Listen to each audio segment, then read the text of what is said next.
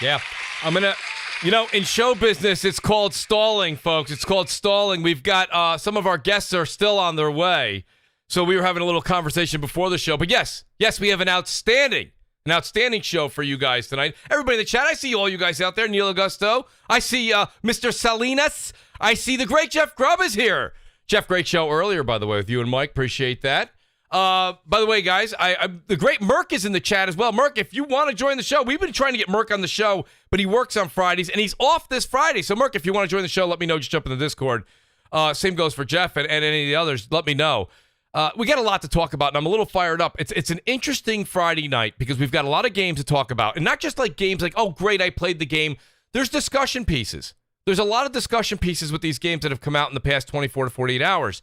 And I think that the community is kind of, they're kind of excited about it. I see a little bit of negative feedback here and there, but for the most part, it's been a good reception for these games, and rightfully so, because we are in the heart, the meat and potatoes, if you will, of the holiday season for gaming. So, guys, go ahead and do me a favor, will you please? Go ahead and hit the like button. Go ahead and feel free to hit the subscribe button. Guys, when you hit the subscribe button, a fantastic graphic pops up.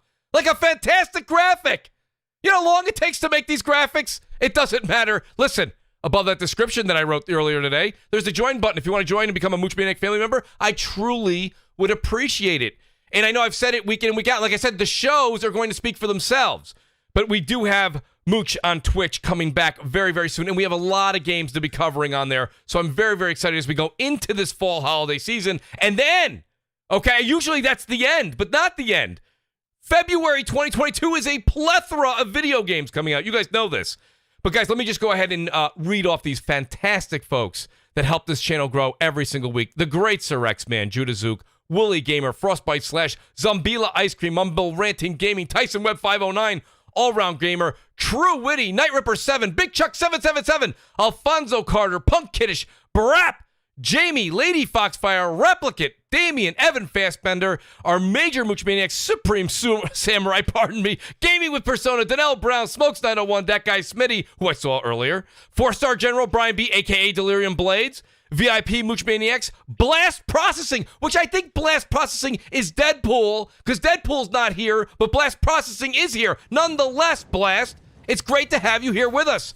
Strictly! Shout out to Strictly Gaming, Rated D Demonic, good to have you home. Forkboy Gaming, Tactical Gamer, Sean Slopka, The Wise Old Gamer, Wendigo Rex, Brian Carter, The Great Marty Bison, MexJ88, Remarkable Knights, The Great Percolator 9000, and our honorable mentions, Custoids X, where the hell are you? Sergeant Salty Nuts, where you been? Slaying Chilean, we got the dogs out looking for you. HumaCast, Vegeta, Wraith the Emperor, The Great Wilmy Hood, and the Forever Mooch Maniac, Longshot 316. Guys, go ahead and tweet it out. Let everybody know that we are live. Use those superpowers that you have. That's all those followers following you on social media. The great Jay Barry says, who's yelling? And who is not hitting that like button, huh? I could hear Jay saying that as I read it. I almost wanted to do that in your voice, Jay, with the, huh? I love it. I love it. All right, guys, we got an outstanding show for you guys tonight. Rob Jones says, Mooch, you're early tonight. We're actually about 10 minutes late, Rob, but nonetheless, I appreciate that. Let me go ahead and get into this fantastic panel. And like I said, we have about 2 or 3 others joining us later tonight. Let me get into the one, the only. He's posting pictures from Lifetime Television. The great Crap Gamer. Crap, I'm sorry, buddy, but those pictures you posted, I thought they were fantastic, but some people didn't. Yeah, like whenever I post a screenshot from PlayStation 5, up yours, Crap Gamer. Xbox is better. That doesn't look as good as Forza. We're waiting for Halo. That's no Forza. Like, who the hell asked? I don't care. Good for you. That's no Forza, Crap.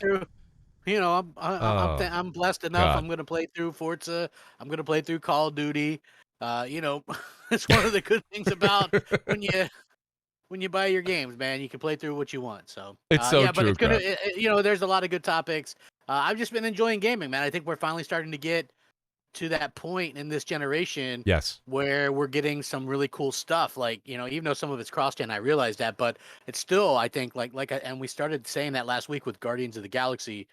we're just at a good time where we're starting to get these games that are that Yes. next level. You know, they're beyond what last generation. Even though I know they're cross-gen, some of them, but like I said, it's just they're hitting that new. You know what I mean? Like, because I was just mostly focusing on some of the remakes and remasters and stuff like that. But these are the first ones that I'm like, wow, these are really good stuff. So love to see it, and I can't wait to jump into the topics. There's some great topics. So Appreciate it, crap. I completely agree. Shout out to Ghosting You. He says, how funny. I'm listening to Mooch while his drive guitar is right in front of me in Horizon 5. Absolutely, buddy. I played quite a bit of that yesterday. I played at least 3 or 4 hours of it yesterday.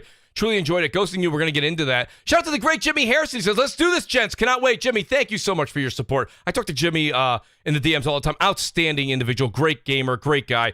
Jimmy, thanks for being here. Let's get to our special guest here, because like I said, a couple of our usual suspects weren't able to make it tonight. Shout out to BRAP and Gaming Forte. Both have family things going on tonight. Couldn't make it. But I do want to say this much. I want to say welcome to the great Jay Barry. And let me tell you what Jay is. Jay is a gamer first and foremost. He's also a New Yorker, which I happen to love. Because the passion, when he speaks, I'm just like, yep, I hear you. Yes, I feel that. Yes, I get that.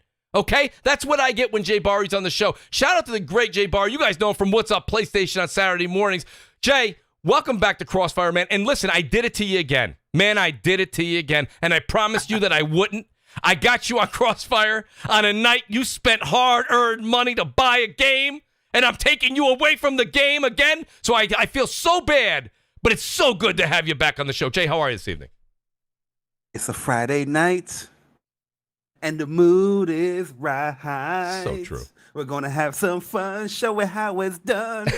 Crossfire podcast. So good. That's a little TGIF, you know, if you guys remember that back in the day. I certainly do.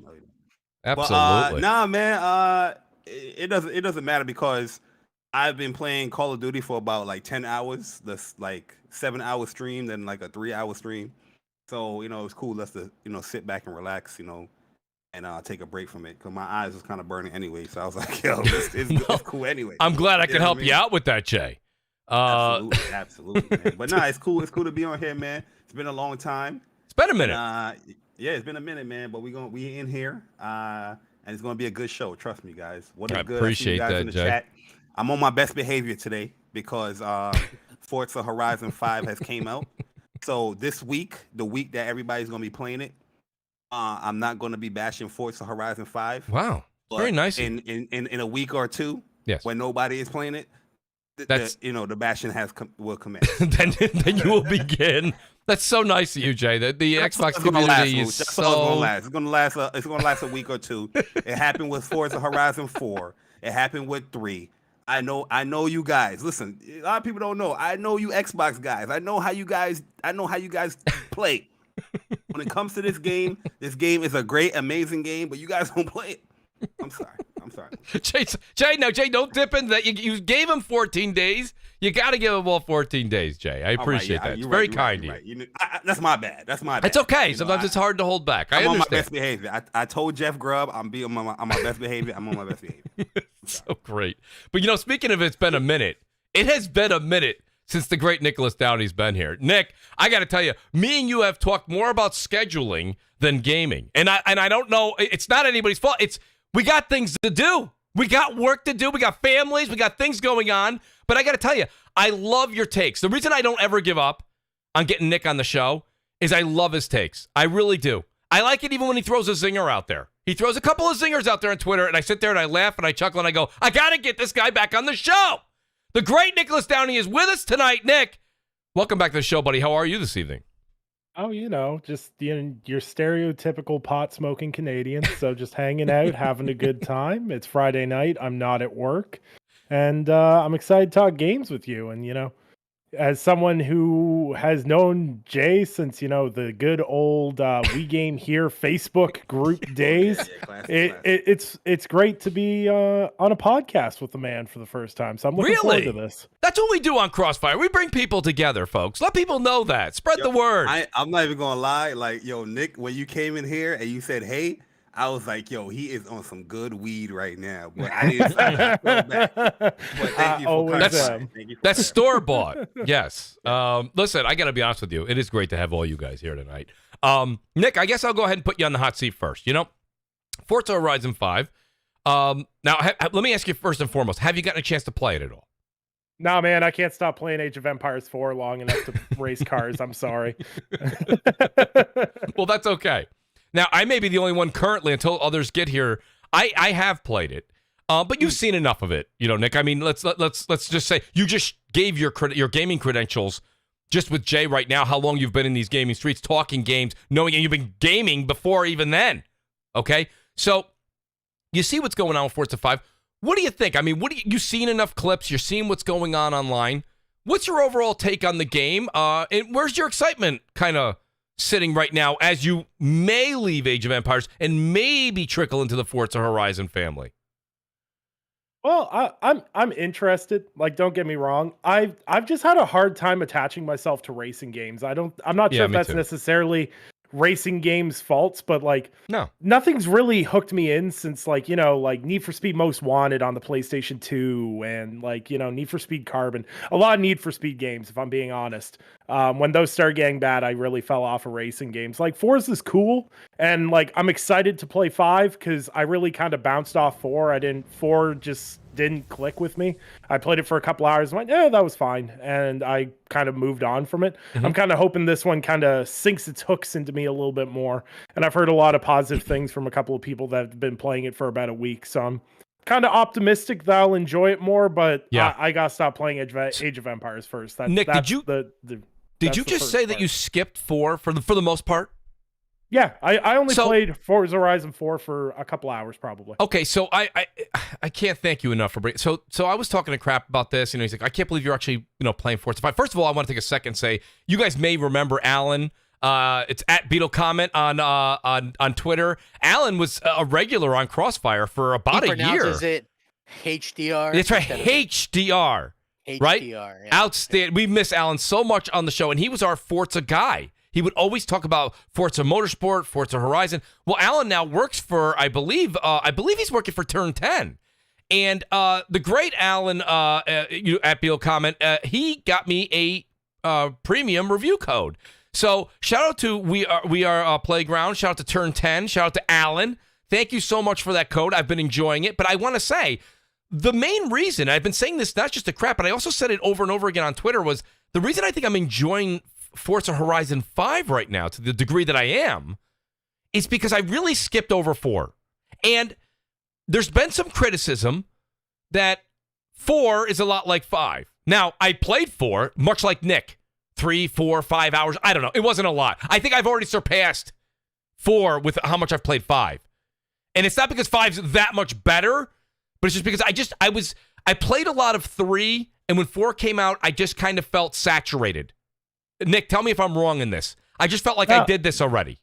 No, it's one of those things, man. Like, I feel like they've kind of found a good distance between Forza Horizon 4 and Forza Horizon 5. Yes. It was starting to come out a little too quickly because with a lot of games, myself personally, I know a lot of people, they buy their 2K every year, they buy their Call of Duty every year. That's right. I'm more of a every 2 year, every 3 year guy. If it's an annual game, I'll kind of dip my toe in every 2 or 3 years. Mm-hmm. So I feel the small differences a lot more. And with Forza Horizon 5, it's just, I'm kind of having an itch for a game where I can just unplug my brain and just play it. Because I'm doing a bunch of review stuff. I'm doing a bunch of embargoed stuff. So when I get that time to just game, I'm looking for something mindless, something just a little bit fun. Yes. And that's outside of my usual wheelhouse. And that, I think Forza Horizon 5 is going to fit that really nicely. Well, so I will say this much. And you guys are seeing the gameplay footage. I've got a decent amount of gameplay footage here from Forza Horizon 5. I will say this much. Forza Horizon 5 definitely takes a step forward from 4. I can tell you that much. Of course, this is a cross-gen title, but you can definitely feel... I also chose performance mode. There's quality mode. And Crap, and by the way, Crap and Jay, please feel free to chime in on your feelings on the game, whether or not you've played it or not. You even without playing Forza Horizon 5, maybe you're not going to be able to experience the frame rate I'm talking about so much, but you will be able to discuss the game. You can see it right there in front of you, and it is very similar to the playing style of 4. I'm sure somebody who is an absolute Forza fanatic may have a bit of a discrepancy with that comment. Shout out to Jeff Grubb. He says, Forza's great, but it's no Ridge Racer Type 4. I mean, I think when it comes down to it that this game really does make a step forward. I like the landscape. I do like them. Mexico is an outstanding location that they picked. There's a lot of different terrains that you kind of get into. I already got into like the jungle, the desert area. The city is very colorful. It's beautiful. Love the music, by the way. Love the music. And the cars are more readily available. And guys, again, I'm not ever pretending to be a Forza snob, so I don't know everything here with it. But now you can just jump in any car whenever you want. It's much more accessible during races. I like when you go into certain areas. Guys, tell me if this bothered you. Guys, tell me on the chat too. Did it bother you in past Forzas? I remember going into races and I was like, well, I have like 28 or 50 or 100 cars. Which one's best for this race? Now when I go, I'm noticing it anyways with Forza Horizon 5. I'm noticing recommended for this race. And then it gives you the 5 or 6 or 7 or 8 or 10 or 15 that you own that are catered to the terrain that you're about to encounter. I think that's very, very useful. I think it's very helpful. And it makes the game a hell of a lot more fun. And crap, I kind of go to you here because, guys remember this on MNC and we did it on CrossFire. We did it on Xbox Nation. Me and you used to actually be on opposite sides here. I was always kind of anti-driving game, and you genuinely enjoyed all of the Forzas for the most part. You know what? I like, especially the Horizon series. Yeah. I think Forza Motorsport, particularly 7, kind of fell off hard. Even though I liked it at the time, like when you look back, like a lot of people don't realize that. They'll go, well, you gave it a good score. But when you look back at stuff and then you have a chance to kind of compare it to the previous iteration, like it took a step back from Forza Motorsport 6. Like the content wasn't there at launch. And it was so bad that Turn 10 didn't even start on the next Forza iteration for years later. They were so busy trying to get all the content that should have been there at launch out post-launch. So, I like Motorsport. I think Motorsport 3 was what really got me into that series back on the Xbox 360. Somebody gave me a birthday gift card from Walmart, and they had the Game of the Year edition of Forza Motorsport 3, and it was phenomenal. Just one of the best, because I wasn't real big on racing games because they handle bad mostly, and it gets frustrating. So right. I love that. Then 4 came out, loved that. 5 I thought was pretty good. 6 I thought was really good. 7 I liked it, but it obviously had issues. When Horizon came out, I just thought that was like the best racing game that I had ever played, and 2 was good. 3 I think might still be the best ever. And then when you throw in the DLC with like the Hot Wheels DLC, just fantastic. And I love the games. I love the franchise. The main thing that I have is I much preferred it when it was kind of story based, like the first one, and you start off really low ranked and then you build your rank up. I always thought that was kind of like the much better aspect of it. Yeah. And then I felt like 3 was really good, and I was excited for 4. And I know people are going to hate this, but 4 turned almost kind of into a game as a service. And I know I guess other ones were technically game as a service as well, but it just seemed like dailies and weeklies and you know what I'm saying? And I wasn't as big of a fan as like the weather changes as I thought I would be. Yeah. Like originally I was excited about that, but I hated the winter weather. And, I didn't find that to be fun. And, and I just didn't like that I always had to go in there, switch it to offline mode or whatever. I don't want to play that game with people or have them in my game or, you know what I'm saying? Well, I agree with just you. Want to play. I like what you said there, Crap. The Horizon series is what brought me into it because I'll be honest with you, and Jay Barry, I got to get Jay's opinion too because, Crap, we talked about this. Like the whole Forza Motorsport and Gran Turismo, there's a whole debate there, and I see that going on Twitter where there's people like, well, GT's better, no, Forza's better. That's a debate that I almost sit there and for the first time you get Mooch to keep his mouth shut. I just sit there and listen to the people who are the pros in that respected area. The Horizon series for me at least gives me something else to do than to just race in a circle. And Jay, I'll go to you because Crap has been, and a lot of the knowledge that I've learned is from all the years that Crap would be talking about this. But Jay, the one thing is there's no doubt that Gran Turismo has the history and the pedigree. But is there a game that you wish would be like a Horizon, but Sony's version, so that you'd have this open world, like something to do other than just turn left, for about 6 months? I think it would be cool, like, if MotorStorm would like come back and all that stuff. Yes. But like racers, for me personally, like the PS2, PS1. Yes. Yeah, I was like one of the biggest like fanboys when it comes to it. But like PS3, PS4 now, like I kind of dwindled away from it. Right. So I'm not really the biggest like racing enthusiast, but when it comes to like Forza Horizon, I think the game looks great. My only thing, because I haven't played the game, so you take how my opinions are with it. From what I'm seeing it, I just wish like on a graphical, not saying the graphics doesn't look great, but like when you interact with like the water, like I'm watching the gameplay here on your channel. Yes. This whole car just went into the water. The jump was just dry. You know Right. what I mean? So Right. stuff like that, I wish they could incorporate a little bit more, like add a little bit more oomph to the game. But for those people that love Forza, I'm not gonna knock it. Like, you know, it's been a great franchise for Xbox. Oh, the so- game runs and feels phenomenal. It feels phenomenal. I mean, here we are. We're in Mexico right here. You guys can see on the screen right now. No, we have another festival.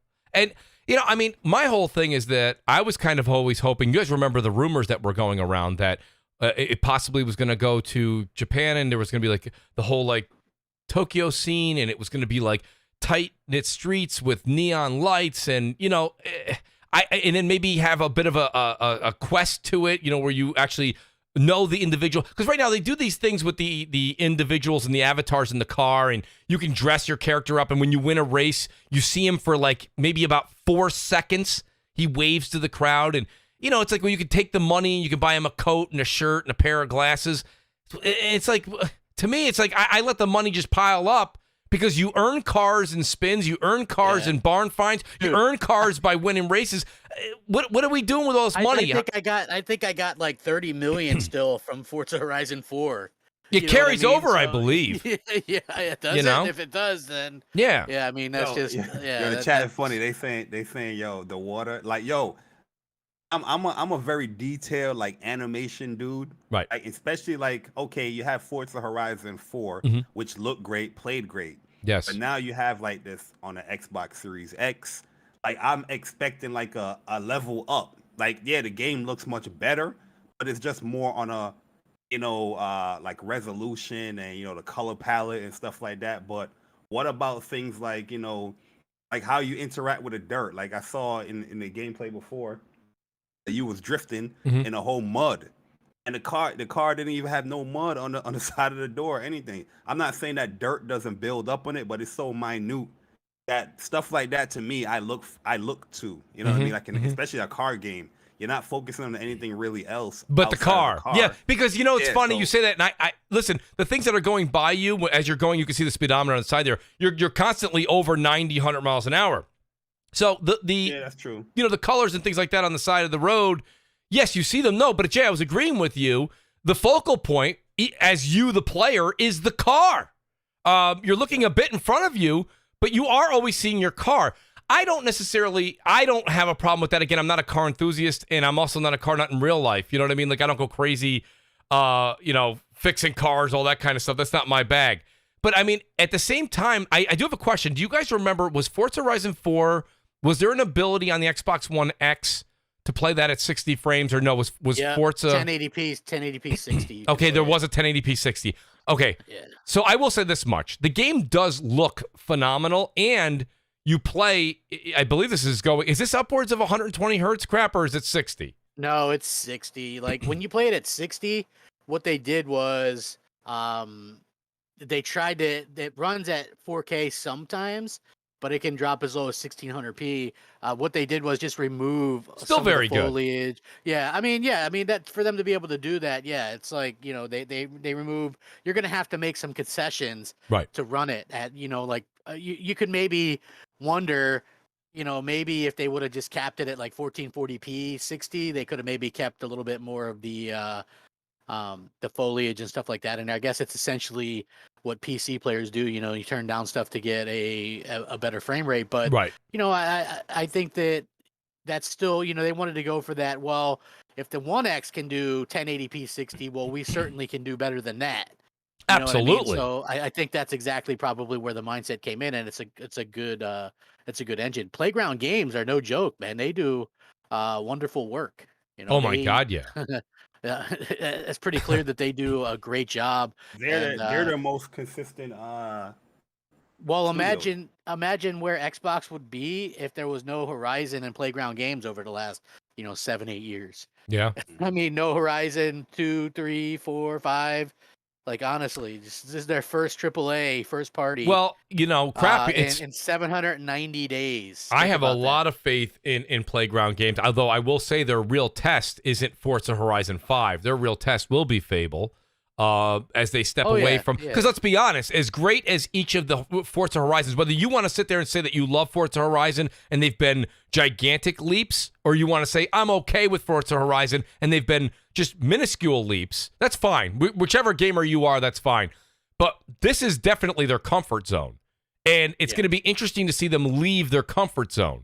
And I also wonder, did Playground Games want Fable? Or were they handed Fable? You don't remember the story behind that? I do remember, but I don't remember if it was.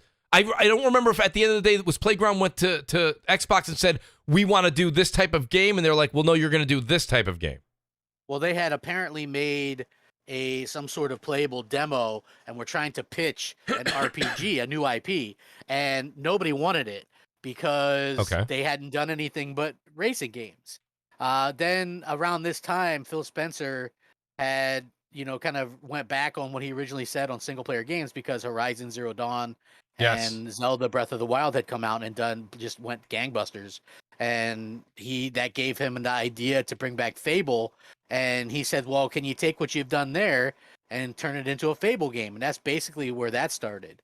So, they wanted to kind of branch out and do something else and do this RPG, and it was going to be an original game, and now they're rebooting Fable or whatever. I'm excited to see when we can actually see something from that game. You know what I mean? Yeah. Not just like a little teaser or whatever. Like, I'm interested to see the art style. I mean, listen, some of the towns and stuff, and I believe like the weather system, I think that stuff is going to be reused a bit since they're using a version of this same engine, and some people didn't know that they're using this engine, right? And they're using the weather tech and that kind of stuff for Fable. So I would expect, a full weather, like real-time weather and all that kind of stuff in Fable. And, I still think that it's going to be really, really a great thing to kind of behold and see.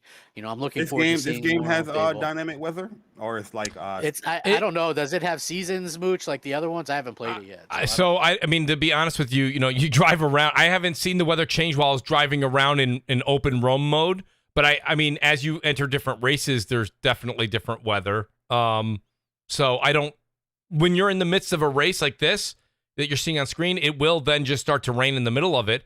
But I haven't noticed just rain while I was driving through the open, where the game is open, where you can kind of go and hit all the XP signs and the fast travel signs, things like that. I didn't notice that. I'm not saying it isn't there. I'm saying I didn't notice that. Myself personally, and you'll even notice from the gameplay, I kind of went from race to race to race. Did I knock a couple of XP banners down and things like that? Yes. But I wanted to play the game. I wanted to actually play the races. I wanted to continue the story. So I gotta say though, and guys, like I say, Nick, guys, jump in. I am enjoying Forza Horizon 5, and I do think, and I gotta give credit to Nick. He kind of literally, I had it in my notes for myself personally, but he took the words right out of my mouth. I didn't play 4, so for me it was a nice break going from 3 to 5. I really didn't play a lot of 4. Did I turn it on and play it? Yes, I turned it on and I played it. But did I get invested in it? No. And yesterday I found myself 3.5 hours in. Crap, you were online. You're like, you're the one. I can't believe you're playing Forza. And I'm like, I'm genuinely having some fun with it. And I'm gonna have more fun with it when more people are able to join us. And we'll kind of get into that topic in a second here. But I mean, I gotta say, I'm genuinely thinking that this is one of my favorite Forza Horizons thus far. And I think it's because of that much needed break. I think if you went and played 2, 3, 4, and now you're into 5. Unless you're a car fanatic, which, by the way, there's a couple of guys I know very well in the Xbox community that are absolute Forza fanatics. Those guys they're completionists in all the games. They love it. It's their bag. It's what they do. So, but if you're just someone like me that's like, I'm looking for a fun, not linear type of just keep going in circles and doing different tracks like a motorsport or a GT, This was definitely something interesting. Now, I got a couple super chats here that I do want to get to because we're going to get into a couple different subjects here on Forza, and then we got a couple real great things to talk about with Call of Duty as well. Magnum Visuals, he says, what about and now he says LOD, so pardon me if I don't know that abbreviation.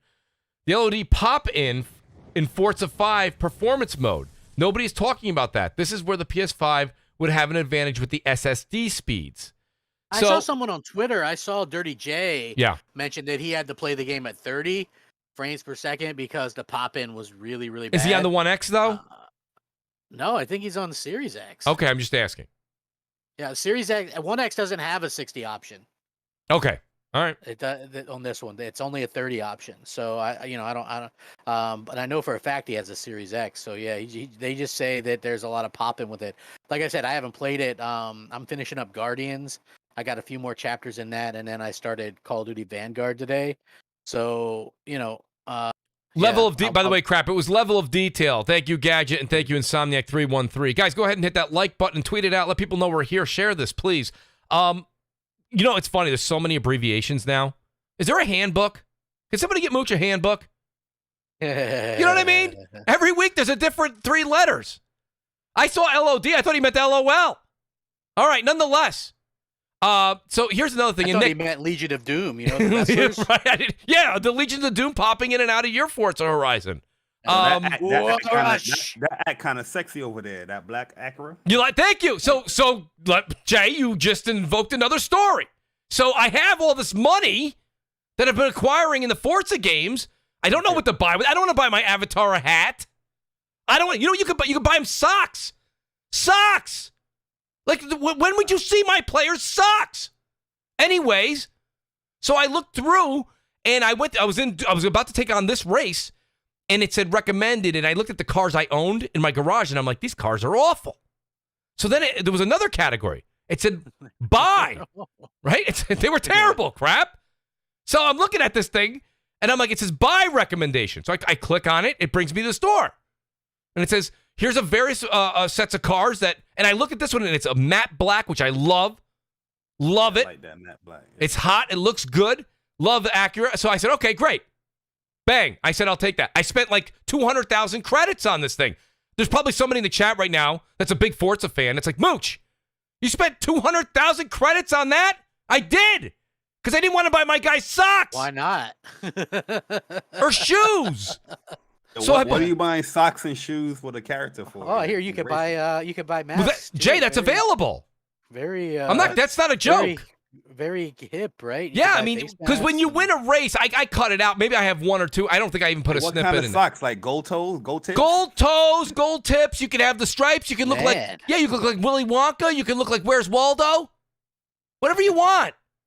Wow, I can't wait to dive in and play that, man. I gotta have my guy. You know what? You just sold me right there, Mooch. Look at that. Now, Jay is buying the game as we speak. And you can protect yourself from the pandemic in game by buying protect a face yourself. mask. I don't think they have face masks, but I think they have helmets. No, I've seen it. Oh, they I've did? seen the face mask. Okay, yes, I didn't see the face masks. I didn't go down that far in masks. I've seen some screenshots, yeah. I skipped over masks. Yeah. The bad Mooch. I apologize. I didn't think it. Well, listen, I'm in the car by myself. Crap. Yeah, that's true. Okay. But, I mean, I've seen people driving in real life in a car. I have too. I'm curious. That's a whole nother show. But nonetheless, I mean, we don't need to get into that. We don't need to go there. You know why we don't need to? The great Jez7780s joined us. Yo, what's up, guys? I'm so sorry. I said it would be a bit late, and it wound up being late. I'm still like in limbo, so I might have to go on mute for a second. But wanted to jump in and I appreciate that. Well, listen, we're talking Forza Horizon. Did you play Forza, Jez? I played the Forza Horizon games. I haven't played 5 yet. Well, I think if you played 1, you definitely are qualified for the conversation. Oh yeah. I played tons of 3, and I'm sure somebody will hate that I said that, but it's true. Yeah. Okay. No, yeah, dude. I saw the reviews and everything, and yeah, it's definitely they make quality, great games. Like I think that it's well. It's a very good game. And, it is a very good game. And they got the formula down. Like they know what people how to make these open world semi-realistic games with with these cars, which is really awesome. They kind of own the genre basically. Like there has not been other games that really have competed really too much. Like I think the Crew 2 was the only kind of open world kind of game that was pretty dramatic with like driving around the country and stuff. But yeah, the game looks incredible. Mexico looks really neat. It is a great landscape. It is pretty cool. Like And I heard you were talking about the rivalries and stuff like that. So you still can buy other. I love like putting people's custom skins on. That's the best thing about Forza. I always loved about doing that. Throwing other people's like their car Mario designs. car, a SpongeBob car. Yeah. Yeah, you know what's funny too? So what I want to ask you guys. Go is ahead. I know you haven't played 4, but you played 3, right? I played 4 as well. I just said I didn't play it a lot. Okay. So what is new about this one? Outside of the new setting, is there any like new mechanic or any new type of mode or gameplay in this game? No, there's no new mode that I'm aware of in this game. I'm trying to think if there is one. Yeah, by the way, all Jay, I heard was there was some storms like dust storms where last year the hook was the weather. The seasons. Nice. We got Battlefield and Forza both throwing some dust storms at you now. Awesome. Yeah, exactly. Absolutely. The dust storms. That's a big. That was something in here, but otherwise, yeah, like it's safe. And I read some of the reviews, and a lot of people was like, "Hey, it's Forza. They tweaked a couple of things. They did what they did. It's Forza Horizon, and I was always looking for something where maybe they add motorcycles to the game. Maybe add different. Maybe you can go to 2 different countries. Maybe go to Mexico and Japan at the same time. Like fly to Japan and do 2 open worlds. Like make it bigger. Motorcycles. That's cool. No, I wish they added motorcycles. This is the thing. I wish they added motorcycles. Maybe some. That was the rumor, wasn't it? I thought they would. They should. Even cop chases. They should add some cops in there. Speed traps, things like that. Yeah, even if there were certain races where the cops are involved and then the free roam they're not. You know what I mean? You don't want it to turn into GTA. But like you have a pursuit mode or something like that. Like the cops are chasing you, speed traps and things like that. The policia or whatever. Right. In this one, they'll be coming after you.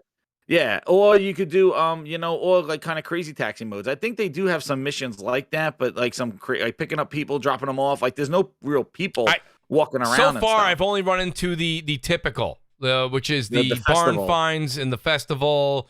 The XP boards. I haven't seen anything different.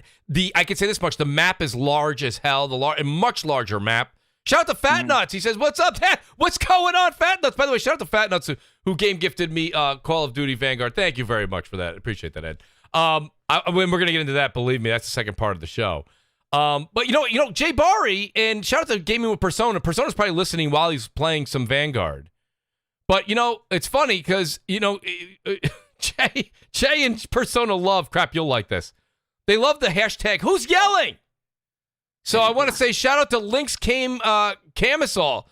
He's like, someone tell that guy Mooch to calm down. Stop yelling. It's just games.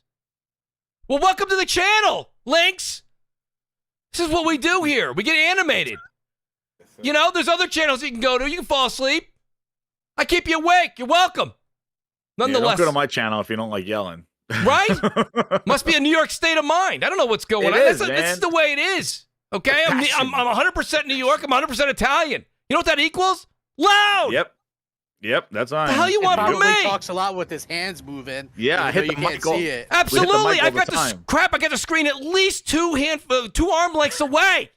I do the same shit, man. My wife's like, "Why are you moving your hands?" I'm like, "I don't know, man. Chef Krupp goes, "Who's yelling?" It was so funny when we used to do this when Crap used to do Xbox Nation. They'd be like, "Who's that guy yelling?" I'd be like, "Crap, kick that guy off the show." Kick him off the show. He's yelling. Get him off your show right now. Yeah. I loved it when it was M&C. I was the M. He was. They wanted the M to leave the show. Crap. Yeah. Oh, that would have been a very boring show. Well, listen, Mooch was the one that brought the energy on Sunday morning. Yeah, I remember that. Crap, good morning. Hey, Crap was like, good morning. He had his espresso and his robe. So shout out to everybody that's here.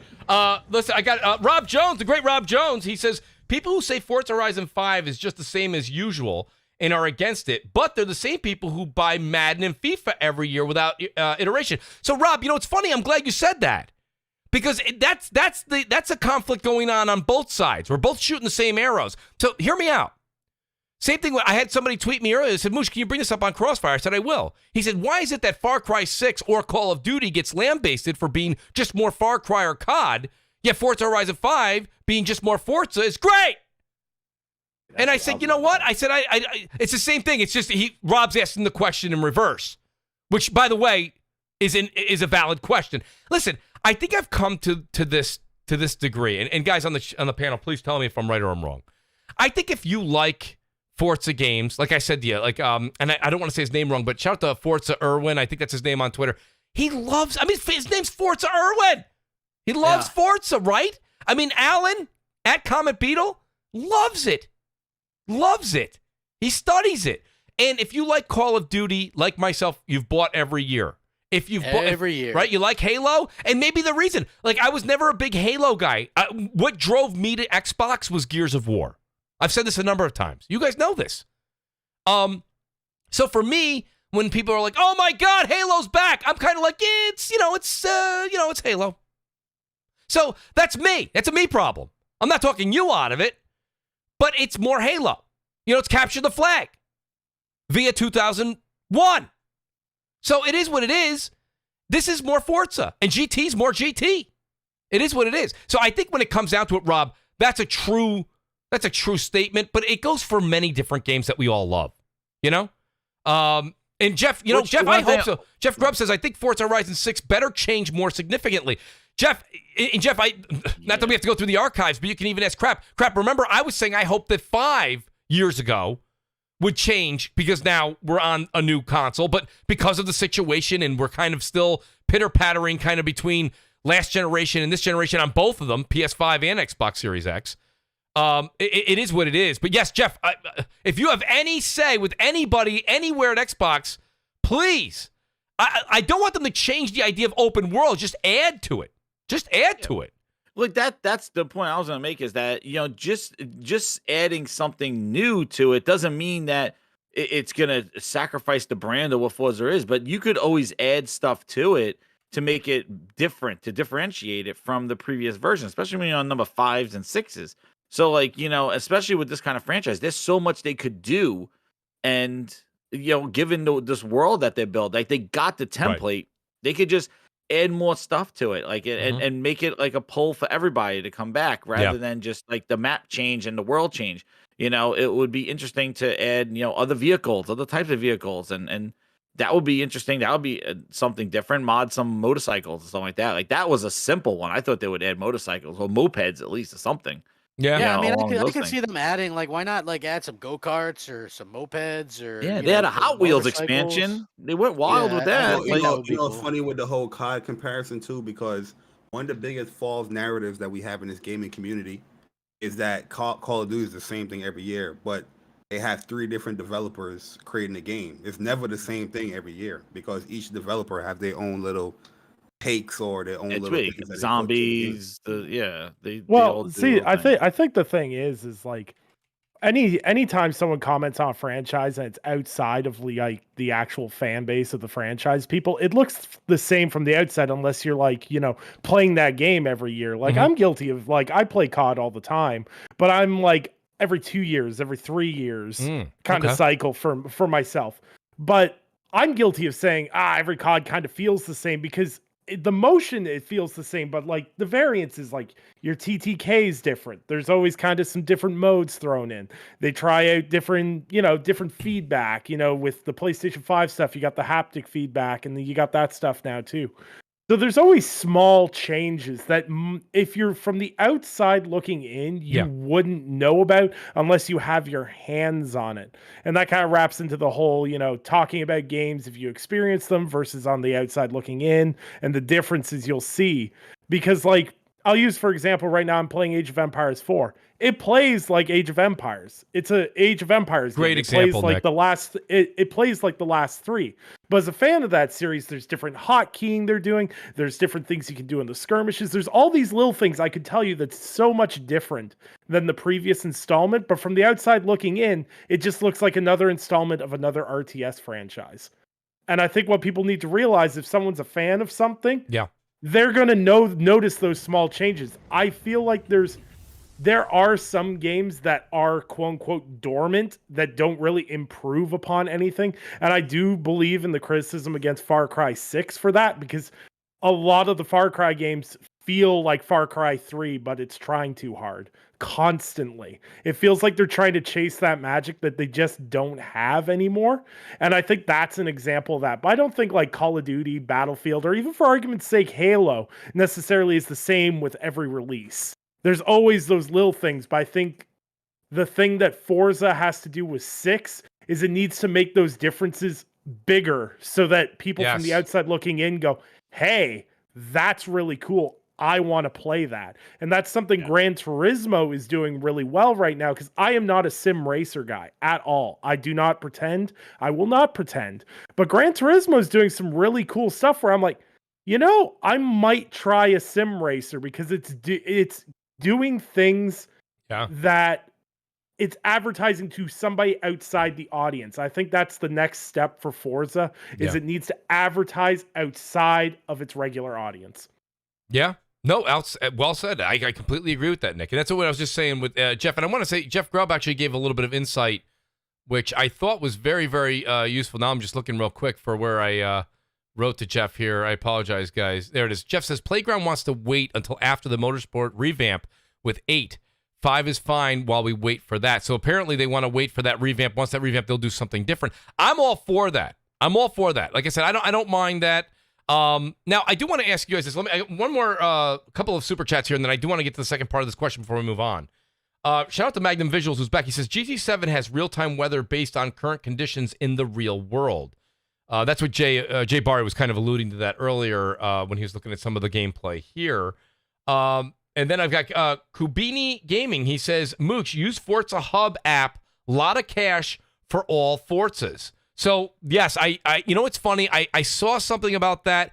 I just don't know if I'm that invested. I'm going to be playing through this the rest of the weekend. If anybody follows me, it's my gamer tag on Xbox is Mooch. Follow me, check it out. I'm going to be playing this. I want to play some multiplayer.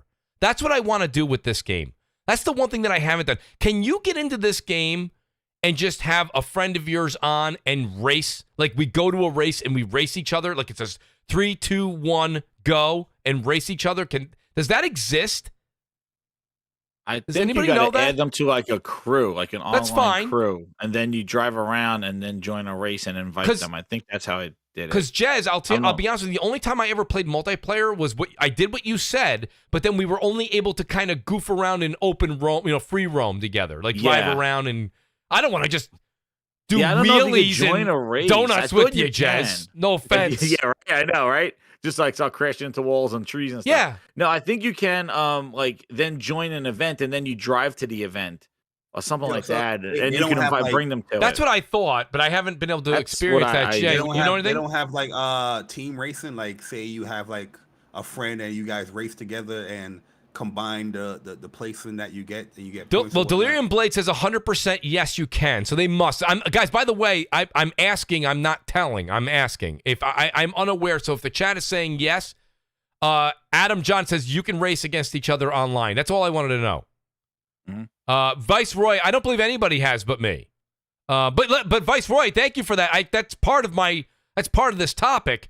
I saw some people. I'm not going to make a big thing of it. I'm really not. I'm just asking the question. And I know these days you're not allowed to ask any questions. No questions, Mooch. No questions, please. Yeah. No questions, no PSNs, no gamer tags. Don't none ask of that. nothing. You get labeled. Nothing. Yes. You're supposed to come on a show, see how great everything is, and then leave the show. Right? Everything's great. We'll see you next week. So I haven't played Forza Horizon 5, but my opinions are solid, and you guys are going to accept it. Wow, that's how it works. Oh, geez, that sounds like an ultimatum, Jay. But Jay, I need to see your I need to see your Jay. I need to see your trophies in Forza Horizon 5, though. I need those trophies. Okay, your achievements. Nick, all right, you don't have them. You're my guy, but I can't give that personal information away because you will get my job number and call me. Okay. I want to send you a box of chocolates. Troyski in the chat says, "What's wrong with donuts?" The donuts. Yes. Oh, nothing at all. Shout out to Lady Foxfire, Mooch Maniac family member. She says, "Hey Moochie, Forza on the One X." By the way, Lady Foxfire, I saw you posting, and you did let everybody know that you were on the One X. She said, "Forza on the One X is awesome, but I'll be playing it on PC for the most part. Same thing with Halo. Those load times are harsh." And it's funny because I saw you say that. I've seen a few people saying this on the One X. I will say on the Series X, it's not rubbing it in, but the load times are almost non-existent. They're there, but they're very short. So I apologize to Lady Foxfire, who has to deal with what I would assume is a lengthy delay, between races and then free roam. Shout Shout out to Jimmy Harrison, who's back, the great Jimmy Harrison. He says, looking forward to Forza tonight on the fence for COD. Well, that'll be our next subject, Jimmy, so we'll get into that. Steady Flow says, it's so funny people bash God of War Ragnarok. Looks like God of War 2018. But going crazy over Horizon 5, which is hard to tell apart from 4 when they put it in matchup pictures. Steady Flow's not necessarily wrong. Again, I played about 3 or 4 hours now of Forza Horizon 5. I think when it comes down to the actual frame rate, it's been great. I think that, you know what I mean? Like, I like the landscape. I do like Mexico. I think that's very good. I like the music. But I will say, I'm still racing a plane. I still have my cars. The cars, like Jez was saying, or I believe it was Jay, someone was saying, the cars need to be a little bit more different, change something up. There's no mopeds, there's no Vistas, there's no motorcycles, there's no different real, you know what I mean? So I do get that, and I do understand Steady Flow. Steady Flow makes a great point. And the great Rob Jones is back. He said, I'd like MotorStorm to come back. I don't know if Jay Barry agrees with that, but. Yeah, I agree. MotorStorm was a cool franchise. So why are you guys talking about motorcycles, man? The great Xbot 448, just in time. Xbot, I hope you're wearing your suit, even though it's Casual Friday. Why would I need to wear my suit on such a great day, man? One of my most anticipated games. Yes. If you bought the digital deluxe version. Yes. Is basically playable today. I moved to New Zealand yesterday. Just to get I was wondering how the hell you did that. I saw you playing before I even played, and I'm like, what the hell's he doing? Sometimes you just gotta, I heard if you're in New Zealand, change the clock. I heard if you're in New Zealand, when you flush a toilet, it goes the opposite direction. Is that true, Xbot? Oh, the Coriolis effect. Yes. One thing I will say Thank about you. New Zealand, when I touched down, it looked a lot like Mexico. It was really weird. I thought you were gonna say Connecticut. Go ahead. No. But dude, from what I'm seeing, people who are playing the game, of course, I got my hands on with it, but it is a success. And when it comes to Playground, and they are quite possibly the top tier developer under the Xbox umbrella. You never hear anything about any kind of turbulence there. When it comes to a game that's slated to release, you never hear anything about delays. And then when it does come out, let's be honest, you never think that the newest iteration of a Horizon is going to be that much better. It's like, how much better can they get, in terms of graphics and stuff than they did in 4? And somehow, some way, Playground always does it, man. They step it up every single time. And what I'm really digging about this game is the way that they structured it, it doesn't feel like it's just like you're in the middle of a soup of races. You know what I'm saying? Yes. There's progression to it. There's neat little stories that are in kind of like each little area that you kind of race through, and you hear kind of like when it comes to the traditions in Mexico and why this car is popular, or why this spot is so important, in the culture and stuff. So there's these little things that they kind of like lead you towards, and the progression is a lot more satisfying in this game as opposed to like Horizon 4. They have done an incredible job, and I'm pretty sure everybody on the panel, you guys got to be excited and happy. Oh, Xbot, stellar. Xbot, you're coming in at, about 45 minutes into the show, 50 minutes into the show. We really have been saying, so here's the thing. I've been playing it. Jay, Crap, Jez, and Nick have not played it yet. So, I mean, they've seen it. And I got to be honest with you, their credentials are valid. I will say this much: I'm enjoying. We're checking credentials. No. I'm just saying they played Forza Horizon 3 and 4. No, you don't have to. But what is your take though, Xbot, on the game itself? I'm going to get that take from you before I go on to the second part of this question. Again, Mooch, what are you noticing? Because people have been asking me, what are the biggest takeaways, Xbot? Let me ask you this, because you're a big Forza fan. Okay, besides, people may not know this about you, but you're a huge Forza fan. And I have a tendency to make vinyls every once in a while as well. Yeah. By the way, if you make one for the great Mooch, if you don't mind, please. You want a CrossFire one or just a Mooch one? I'll take a Mooch one naturally. Okay. Yeah. Okay. Big fan. Listen, I want to ask you a question though. What's your big takeaway between 4 and 5? What do you think? What's the big? Again, I feel first off, variety. All right, variety right off the bat. You know, with 4 they had things like Eliminator and kind of like the Forzathon and stuff kind of put into it later on, you know, after the release of the game. Where with 5 they have everything right there ready to go right off the bat. Okay. So, you know, the variety is yes. there. I do agree with that.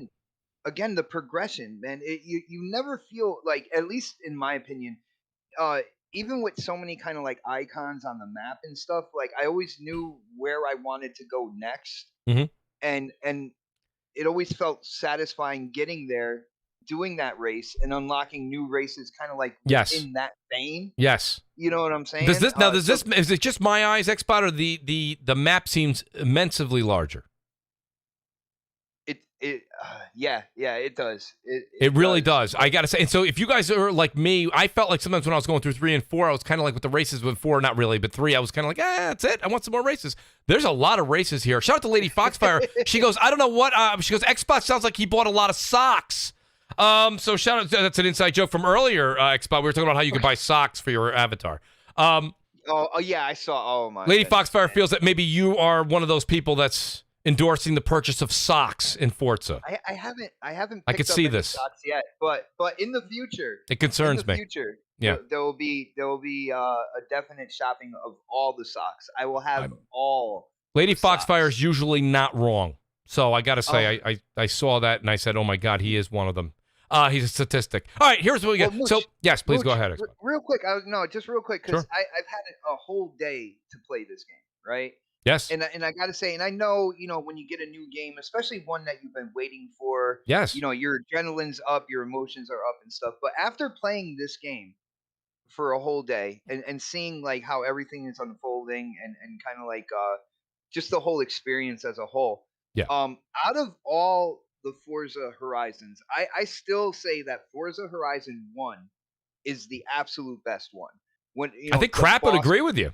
That's his favorite. The boss battles that were at the end of every different color wristband. It was a little bit more story based. You know what I mean? Like, yes. Yeah. And then with the car. Why did they separate themselves from that?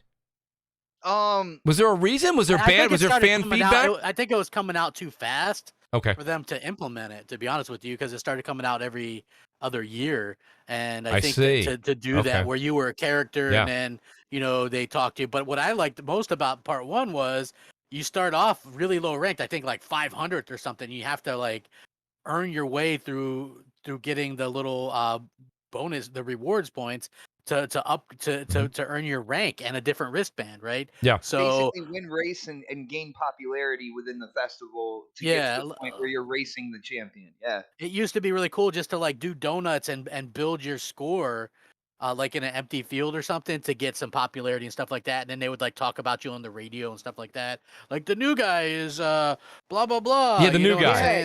On the radio stations. That the little attention to detail like that. And you know, they still kind of do that, but not necessarily. I wish they didn't rush them as much. Now they have the time to do it. Maybe they'll go back to something like that.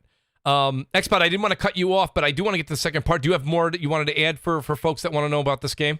Well, like I said, Forza Horizon 1 is my absolute favorite. As of right now, Forza Horizon 5 is a very close second. Just everything as a whole, man. And to see that, you know, when you go into performance mode in this game, besides, and I will let people know, there is graphical pop-in in performance mode. I've seen it in the trees and stuff when going by. You know me, I'm gonna listen. You know, the thing is, listen, I could sit here and everybody goes, Mooch, you're always so negative on Xbox. Stop it. First of all, just stop it. I see it as well, but here's the thing: when you're going 110 miles an hour or so, the speedometer, I don't really care if it was kilometers, so I had no idea how fast I was going. That's a good point too. Yeah, but I mean, nonetheless, I gotta say, when you're going at those speeds, I typically don't care if like some foliage is popping up a split second after I passed it a half hour ago. But I had to call it before somebody in the chat was like, I'm sure, yes. Over there. You know, I understand it is present, but it's not a deal breaker. Yeah, no, not at all. But to see that they still have so much detail in the performance mode. You got to remember, I'm on a Series S as well. I'm not on a Series X. Right, but the Series S having the same, CPU and all of that good stuff. If we get into the small segment of tech talk here for a minute, like you having that same CPU, that should be on par with what the Xbox has, the Series X, as far as in terms of like a lot of stuff on the screen, a lot of things on the screen and pop in. That's, you know what I mean? Like, it's usually only the resolution and a few other things that get into the. And I don't pretend to know that, nor do I want to. But I want to go over to Nick. I want to go over to Nick real quick and talk about the second part of the question, and then Xbot, I do want to hear your take on this too. But Nick, I want to get you involved here because this is something that this is more of that like community banter that goes back and forth, and it's interesting. Do I think it's a big deal? No, I would tell you if I thought it was a big deal. I don't think it's a big deal. But we talked about it a little bit before the show, and I know that there's some people that may be interested in hearing this topic. The early access for Forza Horizon 5, okay? And now rumored also if it leaked or it didn't leak for Halo Infinite also coming. There's some people that are Game Pass subscribers. And again, it's a play on words. I'm not even going to tell you whether I think it's right or wrong. I'm just going to ask you, Nick. There's certain people that have Game Pass that are Xbox only owners, and they say, the whole pitch was buy Game Pass and you play the game first there. Now, granted, Xbox says release date is November 9th. Yeah, it's and then date. Right. But then they say, but it's like they made a caveat to it. They're like, they moved the date to the 9th. They're like, but if you pay us an extra $45 or $50, you could play it 5 days earlier. So there's people who say, well, they're in charge of it. Think about it. Xbox is in charge of this, right? They can do whatever they want. And seemingly they did. So what I'm saying to you, Nick, is just, you've always been much like Eric Jackson. You're like a voice of reason for a lot of folks, or for me. So when you see some people, and this is not me, I'm playing the game now. I'm not complaining. I'm trying to say to you, though, that there are people that have said, geez, I have Game Pass. I thought I would get to play it first. And now they're seemingly made another tier that says, pay me, basically the essential full price of the game almost, to $50. And then you can play it 5 days early. So, well, with Game Pass, it's actually $45. 40, right? That's why I said between 45 and 50. But nonetheless, so Nick, what's your take when you see this? I mean, do you understand certain people's frustrations, or no? This is just we're kind of just making a mountain out of a molehill. There's a lot of layers to this. The first thing I will never do is I will never say that someone isn't allowed to get mad about something. If you have strong feelings about this, you are more than welcome to have your opinions on stuff, because there's stuff I care about and there's stuff I don't care about. Right. And with good avenue, by the way. The thing is, with this particular one, I believe, and since Xbox has been, day one on these games for a lot longer than I have, will be able to correct me if I'm wrong. The early access part of Forza is something they've been doing for a while that predates Game Pass, correct? Yes, sir. Oh, yeah. Yes, sir. So this is something they've always done. Has this created an interesting hiccup in their Game Pass system? Absolutely. Yeah. But I use the same thing I use with PlayStation $70 games, seasons passes, the whole 9 yards. If people really had a problem with it, they wouldn't buy it. And if they didn't buy it, the companies wouldn't do it. But if people want it, it's there for them as an option. And if people choose to spend their money, that's cool. If you don't choose to spend your money, that's fine. And I think there is an interesting caveat to the whole, you get to play first on Game Pass, but you're obviously not going to have access to the premium content. Because not only is this an early access pass, this is also 2 expansions, a whole bunch of other stuff that comes with this.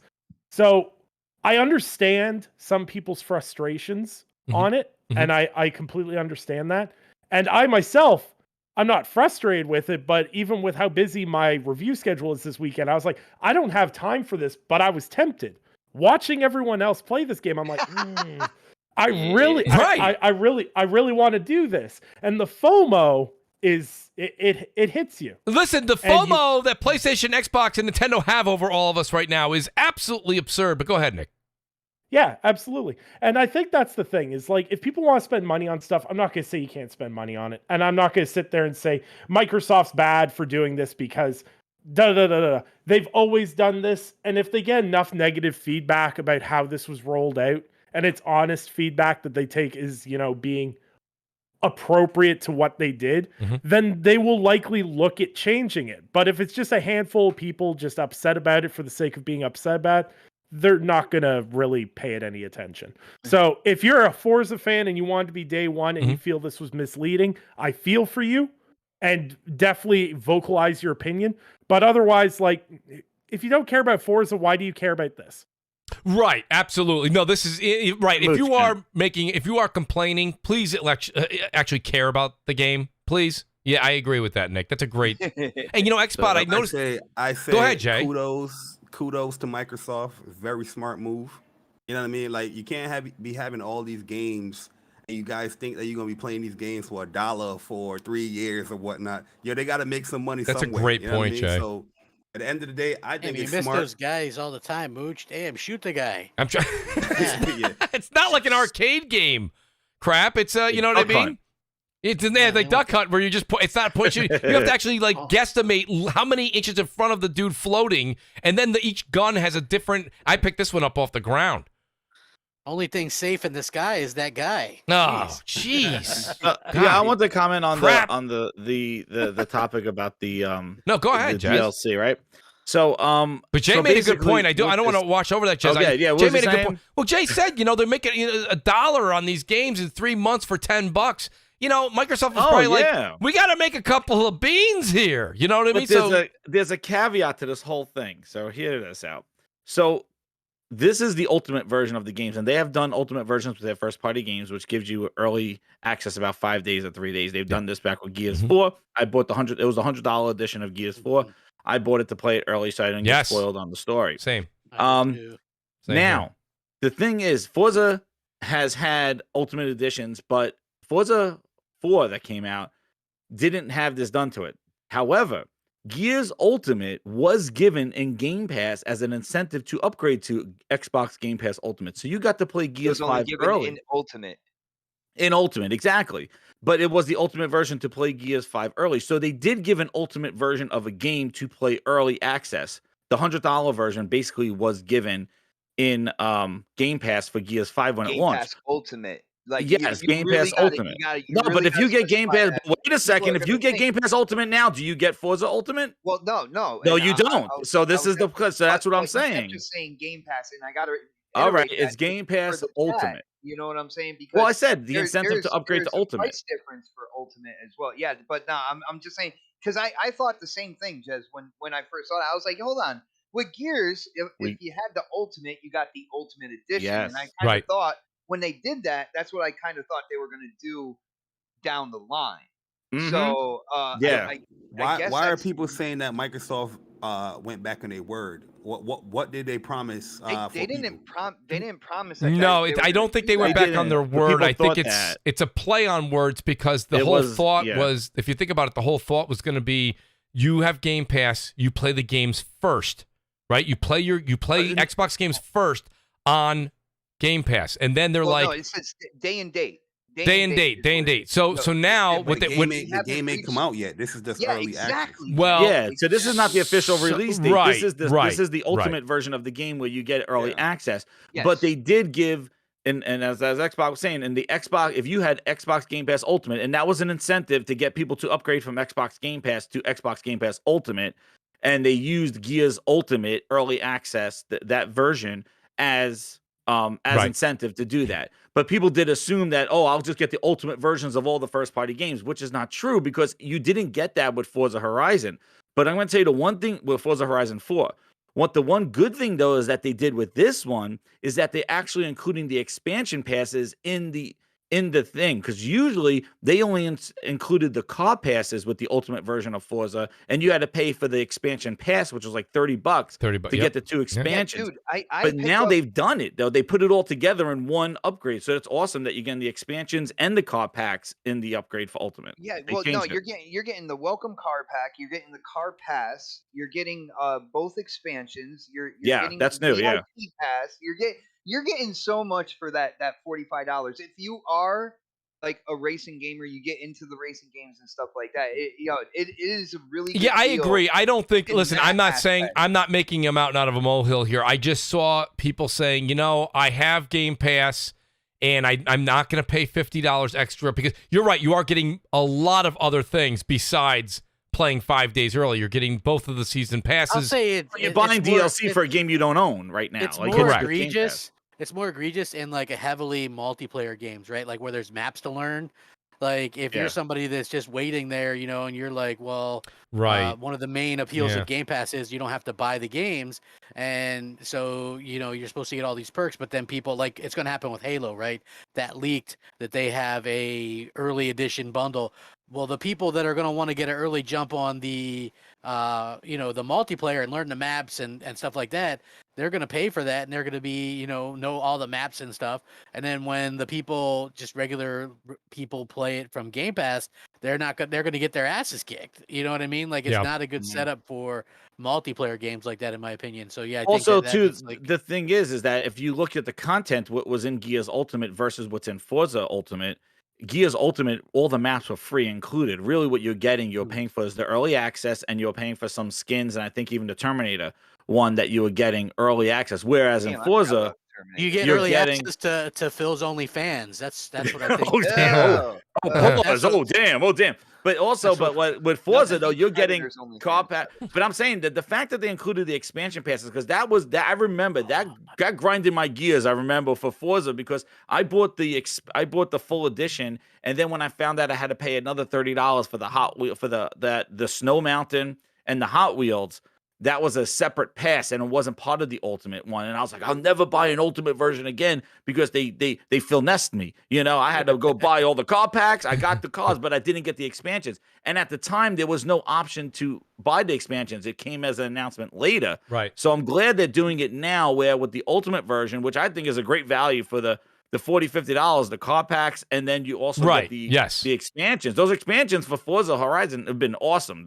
The Snow Mountain and the Hot Wheels was incredible. Yeah, they do one realistic and then one kind of like and outlandish one. It was awesome. So I can't imagine what they're gonna do with this one. So like the expansions have always been awesome to get you back in the game. So I'm glad they're including it in there. And that for $45. Basically, you could buy it now, play the game. Yes, it's in Game Pass, so you don't technically own it. You're buying DLC, but eventually the game will probably go on sale, and you can just pick up the game, and you'll have the DLC and expansions. You have the DLC. That's right. No, Jess, I'm glad you kind of broke it down that way, and I'm glad you and Xbot went back and forth because a lot of knowledge came out over the past years. It is confusing, right? It is. Well, that's what I was saying, and like Nick said, people as always dropping facts. That's right. That's what it is. That's correct, Crap. Thank you. That's what we're here to do. So I want to switch subjects from Forza now. I want to go over to Call of Duty because that is the other. I know everyone likes. I haven't seen anything online about Call of Duty all day. It's dead. Nobody's playing. Nobody's you know, playing I literally just tweeted this out a moment ago. I'll go ahead. I tweeted it out. This is what I tweeted. I said, I've seen people saying, how come I don't see anyone posting clips of Call of Duty Vanguard? And myself personally, I take it as fast. This is to insinuate no one's interested in the game. And then I said, well, this is a picture, a live picture, and I actually put the date, 11/5/2021 at 6:30. This was at 6:34 p.m. Eastern Time tonight on Twitch. 313.5 thousand viewers on Twitch. People were dancing in the streets when Sea of Thieves had 49,000. This is 313,000 people viewing, not even playing. You know how many people went and bought it? If there's 313,000 watching it, a lot. Hey, Mooch, yes. Let BRAP in. Oh, I'm sorry, I didn't see BRAP. He's knocking on the door. BRAP, I didn't see you at the door. I apologize. The great BRAP's here. Meta BRAP. Great to have BRAP here. BRAP, you're just in time for my Call of Duty rant. But I don't want. I'm about to leave then. Grand opening, grand closing. Yes. See you, BRAP. Exactly. Yeah, BRAP, great to see you. Appreciate your time. No, I don't understand this, and Nick kind of alluded to it. I don't know who wants it. You know, Jay, I'm going to go to Jay Bari first here, just because, Jay, I know you have the game like I do, and I know, maybe you can help, because me and you've discussed this over the past month and a half, online and offline, okay? We've talked about the pros and cons to Vanguard, and Vanguard definitely had a rough start with the beta. You've been very vocal. Even Jeff Grubb, shout out to Jeff Grubb, he said it'll definitely still be the best-selling game of the year. Jeff, hands down, absolutely. But Jay Bari was very skeptical, and Persona. They both said they were not going to buy it. They saw the list that came out of things that the developer said they were going to fix from people's complaints from the beta. But Jay, what's your take when you see But first of all, what's your take on the game? Because you've played a good amount of it today. A, B. What's your take when you see people go, geez, I don't see anyone talking about Call of Duty, yet you know that there's 1 million plus people playing it as we speak. I tend to ignore like tweets or posts like that because who you think is not playing Call of Duty at this time? Like there's millions of people that's playing this game. They're not talking about because they're playing it left and right. You know what I mean? That's a great point, Chess. And most of the people most of the people that will say stuff like that, they're not playing the game. So. I don't like using a small census. I say this all the time, right? I don't like talking about a small census. But literally, Jay, everyone I know that I've ever gamed with in my personal life that's on my friends list, that I know from work, being younger, gaming together, everybody I know has purchased Vanguard. Now, what does that equal? Like people that are still gaming that I know, probably like 12 copies. But like I'm just trying to say, out of the 12 friends I have that I know that I talk to, they all bought this game because to them it's a must buy. For me, I have 390 friends on PSN. Yeah, I had like around 400. About 230 people have been playing Call of Duty on my friends list. So. I have over 400 on my friends list on PlayStation playing Call of Duty. So yeah. Wow. Okay. Yeah, I didn't even do those numbers. That's impressive. Yeah, on Xbox. I've got like 900 friends though. You know what I mean on PlayStation. So. Okay. What do you got, Brap? Did you check out a number? Yeah. So on Xbox, Mooch, I have about 300 people, and they're playing Netflix. Oh, jeez, Brap. They're playing the Netflix, but they're playing the Netflix of video games, or are they playing Netflix? no, they're playing Netflix games. By the way, that was joking. I'm joking, but no, the majority of the people on my friends list. On both Xbox and PlayStation. They were watching PlayStation games so they can give their opinion on how shitty PlayStation games are. Yeah. No, they were actually, but majority of them were playing Vanguard. So like what Barry said. Mm-hmm. Yeah. Hey Barry, by the way, you smell that, man? Oh, that fragrance. You know the vibes. You smell that? What is that? You smell that fragrance? Yes, sir. But to give my opinions on the game though. But yeah, Jay, I want to hear your opinions on what you thought the before and after. Yeah, for the beta, I hated this game. Like I pre-ordered it just off of the trailer because I was like, oh, this actually looks like a step up visually. Like it looks really good. So I was like, oh, you know what? This COD I might buy because typically when it comes to Sledgehammer or like Infinity Ward, I'm a little hesitant. But I'll still purchase it. But I'm a little hesitant. But I was like, you know what? World War II, I don't mind. But playing the beta, the visibility, the sound, the gameplay, horrible. At first, I was always a little bit hesitant too because they were using a Modern Warfare engine. And not to say that the Modern Warfare engine in 2019 wasn't like a beautiful engine, but gameplay-wise for me, it dumbed down COD because it made it too slow where everybody is not really moving. Everybody's just ADS, and they have these guns that's super, super OP. The time to kill was too fast where it doesn't encourage proper movement.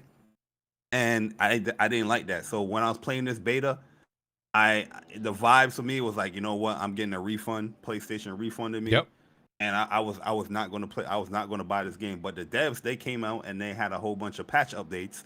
And in my streams for the beta, every issue I had with the game, they addressed it. So I'm going over looking at like the patch notes. I'm like, wait, hold up. I made this complaint. Oh, they addressed that. I made this complaint. They addressed that. Oh, the sprint out time, which is like huge for me. That's one thing I like Call of Duty for because I like the fast sprint out snappy, time. The fast speed. Yeah. And they said, oh, we sped that up. And I was like, wait, they're definitely listening. And the last game that Sledgehammer came out was World War II, which wasn't a bad game, but at first I despised that game. But like around January, February, they started making like a lot of updates to the game and like listen to the fans, and they made that game like a really fun Call of Duty in my opinion. But for Vanguard, I like the game a lot. I like that it's fast paced. You know what I mean? Like I like the movement options that they give you in the game. The maps are pretty cool, but the spawns need some work. The spawns definitely need work. Oh yeah. Yeah, the spawns need a lot of work. Like they said they are adjusting the spawns, but I think they need to adjust that a little bit more. Yep. But my biggest complaint about the game right now is just the time to kill is the muskets too fast. It is way too fast. Like you can barely move in this game. Like, there's certain gunfights that there's like 2 people here. I don't want to deal with that. Let me slide out or run away from that. Because there's no chance of winning that. Yeah, if they see you and they shoot you, you're dead. You're dead. Yeah, it's like paintball. It is. I said that. I feel like if a bullet whizzes by you, you die. Go ahead. Yeah. Like in my opinion too, like when you have like fast time to kill, it lessens the skill gap because like when it comes to Call of Duty, it's not just about shooting; it's also your movement. So there's certain people that just like work on their craft, like movement, sliding, slide cancel, jump shots, stuff like that.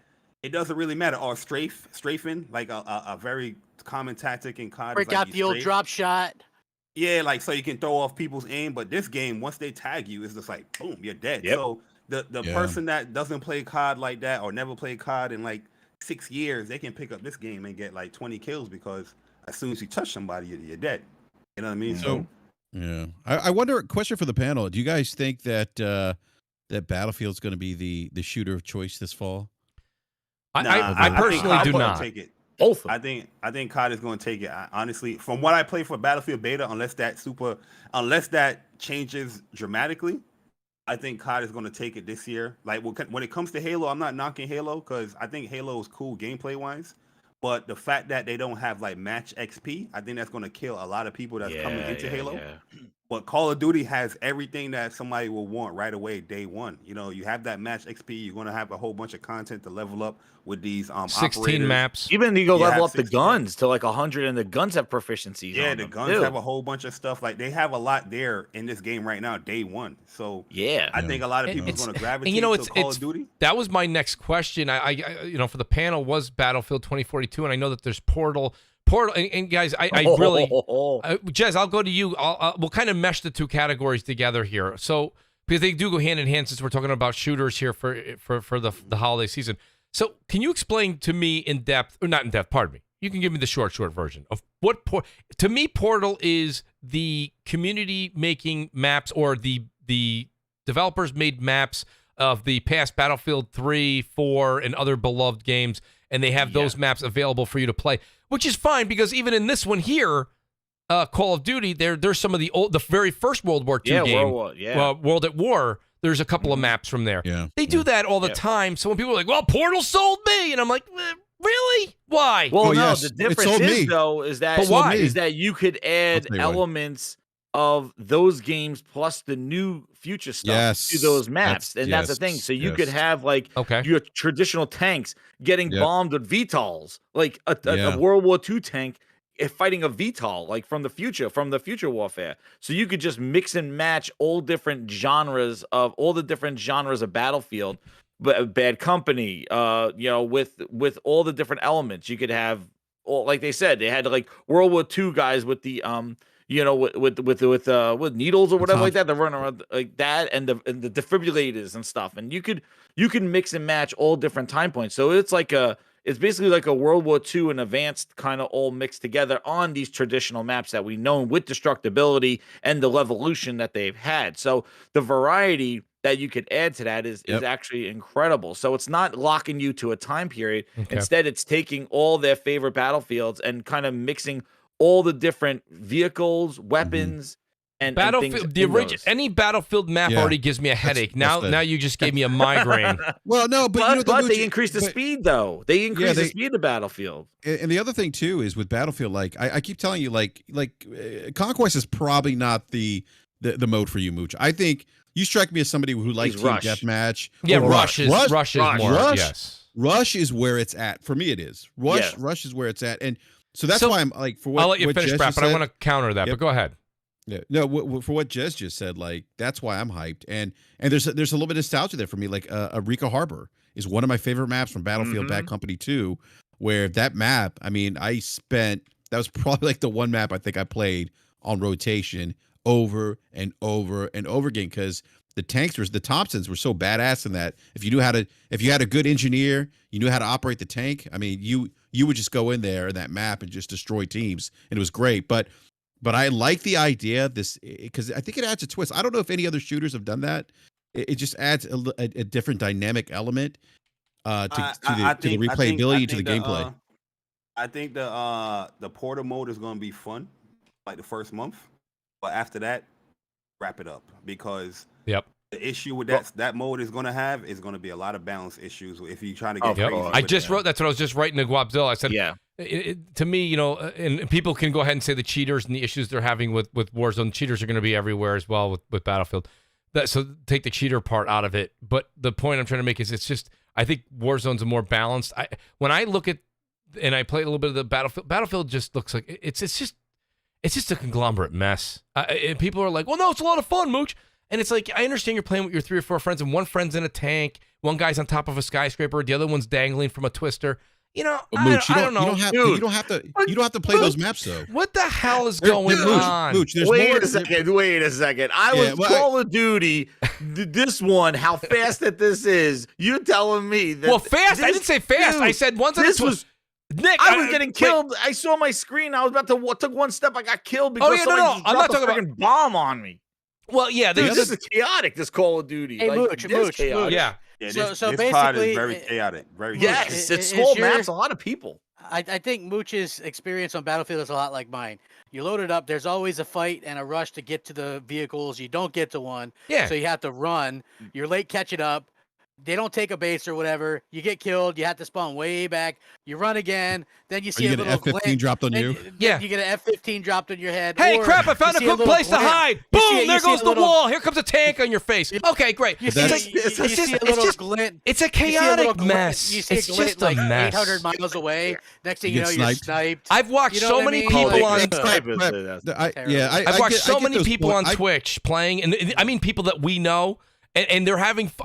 Listen, guys. Honest to God, we can play checkers. We can play checkers as friends and have fun. Okay, two different games. Mooch, there are two different. Play Rush on Battlefield. I'll try Rush. I'll try Rush. That's where it's at, man. Like I feel you on the vehicles. Like I don't do Conquest. I hate it. I hated playing the Conquest in beta. I'm not saying. Listen, by the way, I want to say one thing to the chat. I'm not saying that Call of Duty's better than Battlefield, okay? Because everyone has their own preference. I got that. I think that, but I'm not saying that that's what you have to think, okay? It is. It is. Now, there's different games. That's why I'm playing both of them. Yes. The people in the chat know it's better. They really do. Because when it comes to Battlefield, November, December, January, February, that game is not going to be in the amazing playable state that people think this game is going to be. You got to wait a long ass time for that game to be properly fixed and adjusted. There was a lot of glitches every in single that battle too. It happens with every single Battlefield. You know what happens with COD? COD, you get a playable game day one. That's right. I was surprised. I was surprised how well this worked. Usually the servers are all bogged down on the first night. I was surprised how well they had this one ready to go. All I gotta say is Vanguard's Metacritic 77. Call of Duty. But wait, BRAP. Hey, BRAP, did you like Cold War? So much better. Did you like Cold War? Well, Cold War got a 76, and everyone loved it. Cold War was actually Vanguard's doing better. That's why that was some good campaign. The thing is with Battlefield, it doesn't matter about the meta coming with up. this. I do like it's more fast paced. Yes, but I'm playing this game and the AK, like I'm an AK guy, right? Yes. And the AK just have huge issues where if you die, everything that you set up, you have to do it all over again. You know what I mean? There's ghost bullets that's going on with the gun. You had the map was just glitching out when you're next to a building, like, you know, it was going in and out. I was like, yo, there's a lot of issues going on in this game. And everybody was just like, oh, it's Battlefield. You know, that's what always happens. I'm like, how do you accept that? You know what I mean? Even when it comes to COD, like I'm a Call of Duty fanboy, but I'm very, very critical when it comes to Call of Duty. If I think something is ass, you're going to hear me scream. You're going to hear me yell. I'm going to be tagging the developer. Fix this. Battlefield people, I mean, it's Battlefield. You know, take your time. It's all right. Yeah, it's all right. Cool. Yeah, just get it done by next year. Dude, that's why I said wait like 5-6 months, and then you're going to get the Battlefield that you want.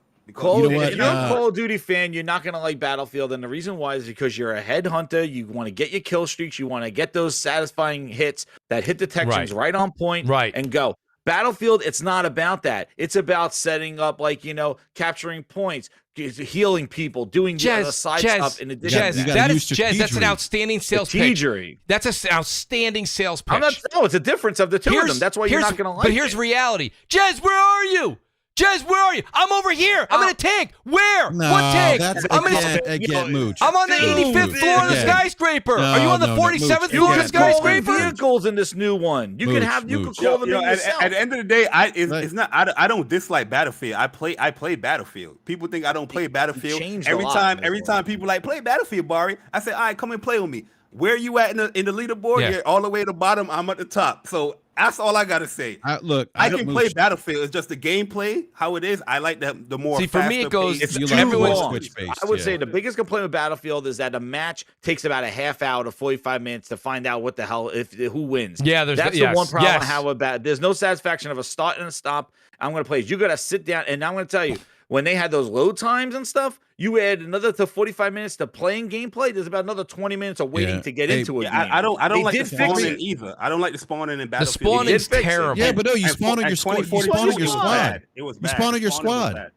But you Yeah, spawn Yeah, on your I know, squad, but though. when you spawn in, it was like glitching a little bit where I was getting like this white screen. Are you talking about No, the it beta? was a mess. You No, know the there beta. was a white glitch. Yeah, there was a white. But I yeah, can tell you, got but that too. that's how Battlefield the betas are. That's why I was surprised about the Call of Duty beta, how rough it was. But they cleaned it up because it is really functioning really well. Yeah, Like, I want to that beta was rough. Yeah, I just they want to fixed comment on what Mooch said about like, oh, where are you? I'm hanging from this. You know, That's Mooch, man. Hey, look, Mooch, that's to an extent that's true. I'm in the but that's not- tornado, Mooch. I'm in the yeah, that's tornado. not the entire. That's Where's not the entire Jez? game, though, man.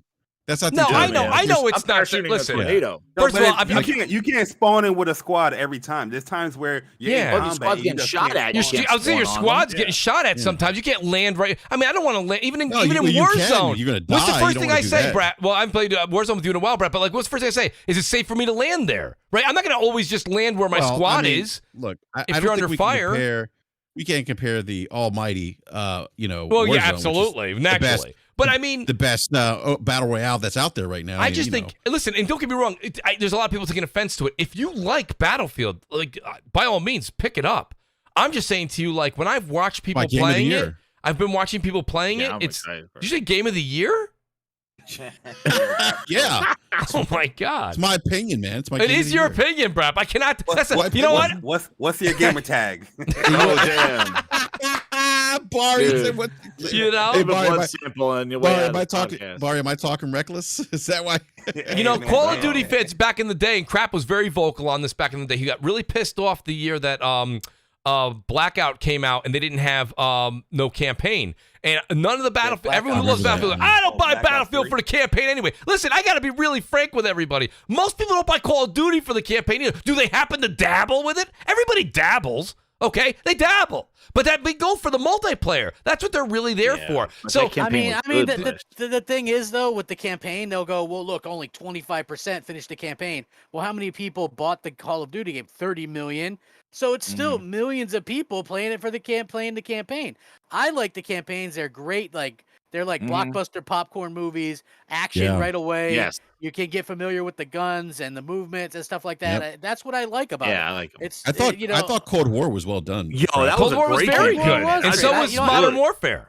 To be honest with you, Modern even Warfare was Infinite- good, too. Even Yeah. even Yeah. Infinite Warfare, my least favorite Call of Duty, had a badass campaign. I loved the Infinite campaign Warfare to was that. cool. It was sci-fi. It was great. I Modern hated the Warfare campaign was multiplayer. amazing. Yeah. How's Like, the I like Vanguard every campaign so far, Crap? You're I a love it. decent Well, way in. I just started chapter 4.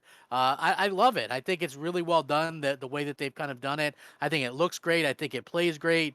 I like the story that they're dropping. I'm not going to give anything away in it, but yeah, I'm very impressed with it. You know, it's just I have a good time with it. You know, it's like I'm really happy that the last few games that I've played have been just good games. Yeah. You know, like Yeah. I've been enjoying Yeah. myself because there was, a few Yep. months there where it was just like, well, I'm enjoying myself, but it was playing older games or, it's like, well, I spent $1,200 for the new generation for this. You know what I mean? Yeah. But now it's like with Guardians and, obviously Forza Horizon and Call of Duty, we're finally starting to get some of this stuff. I agree, It's Crap. it's just really That's a great point. it's yeah. impressive, and I enjoy that. So I'm looking like next year, man, Gotham Knights, Horizon, God of War. You know what I mean? Look Just at like- the crap. Look at the month of February, 2022. Next We year's get- a big I one. mean, Well, I know probably not everybody, but Spoken. the Harry Potter game looks appealing to me. Oh, The- yeah, the- that was good, too. the Gollum Lord of the Rings game looks good to me. Like I'm really excited. Elden Ring. Yeah, well, Elden not Ring. for- Well, don't get Yo, crap started on that. Can I start? Can I Love start a it. little Go ahead, controversy real Barry. quick? And I started a little controversial, and this is a serious question too. I'm not even trolling. It's going to be controversial because I know people are going to get sensitive. Pull this man's gamer tag. I want to ask, right? Because I'm playing Call of Duty Vanguard multiplayer. Yes. And it looks amazing multiplayer. Yes. I know the campaign is going to even look better because, they're going to up the graphical detail and stuff like that. Right. What's Halo excuse for not looking good multiplayer? Oh man. Not like that, Dude, Barry. you're Not really like this, man. comparing Call of Duty to Halo. Now, first off, what I got to say is... I told you had to have your suit on tonight. Graphically, Xbox, graphically. I'm not talking gameplay. That's graphic.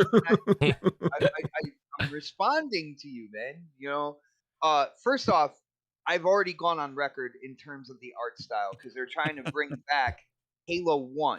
That's why there was such plain armor and stuff like that in the first reveal.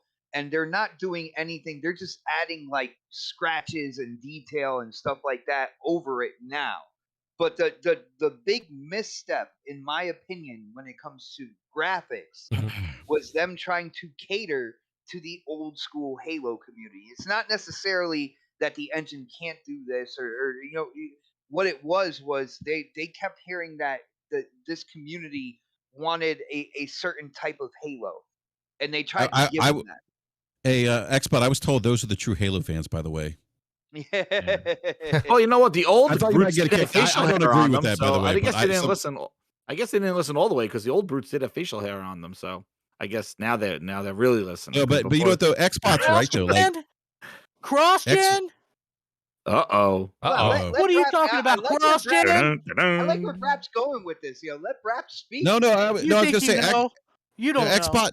Xbot's Same right. people as always dropping the facts. Look, Xbot shit space engine. No, Xbot is right though. Like, no, hey, real talk. Xbot's actually right about the Halo community and them placating to that old school Halo community. Like they really I did agree with with this that game. too. They totally listened to the old school Halo community, and that's why we see basically what I think is a like Halo CE reboot, more or less, right?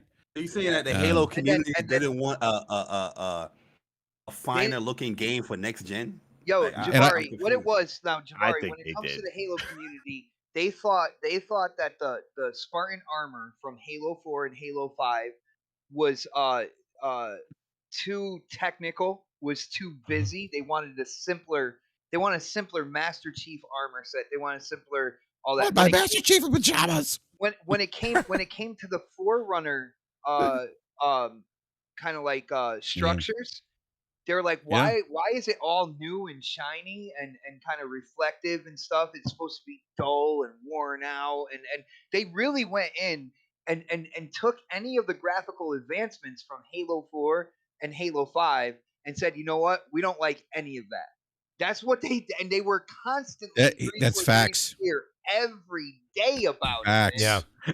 Xbot, you were spot on. I won't name his name, but I know someone who's a diehard like that. And he's expressed the same thing you're talking about. He's like, Halo 4 and 5, they felt like they focused on graphics and not enough on gameplay. And Halo 4 is more linear, and they wanted this open world sandbox, and they didn't get that. Mm-hmm. And they really got to 343i and really beat them up in the forums. It was like, this is what we want, and the other stuff you're doing is crap and stuff like that. So, and from what I understand, there was an internal struggle there too. I want to say this. There was people. I see people saying it on Twitter, and I think this is important. And I know nobody ever likes to hear this, but we sit here and we talk about that old school Halo community. And by the way, I agree with BRAP, and I want to go ahead and reinforce that what Xbot's saying is very true. It's really true, yeah. What I want to say is that, again, I really don't like using small census, but when I hear my kids and I hear their friends all talking about the games that they're gonna play, I'm just Halo's not even on their radar, and I'm not. And you might go, "Who cares, Mooch?" I'm not saying you have to care. I'm just trying to say to you that when you have a game coming out like a Battlefield and you see the evolution, like you heard Jez say, they're taking some of the greatest maps, but they're bringing today's technology and what they're doing with the new game into the older maps to provide that for new generation of Battlefield lovers, right? Halo to me is just remaining still. I wanted to use the word stagnant, but you guys wouldn't like that. It's just the same. I mean, it looks better, of course, than the 2001 version, but it's the 2001 version again. And Well, if that, Mooch, listen, I by the will- way, an Xbox, I'm not, by the way, I'm trying, you know, you say things like this and everyone's like, that's being negative. I'm not being negative. No, I'm no, telling you what I I see. I was gonna say when in accordance with like your kids and you know, Anybody's Halo kids. not Like, being Halo are your not being kids in on the their Halo? radar. Maybe they are. I don't know.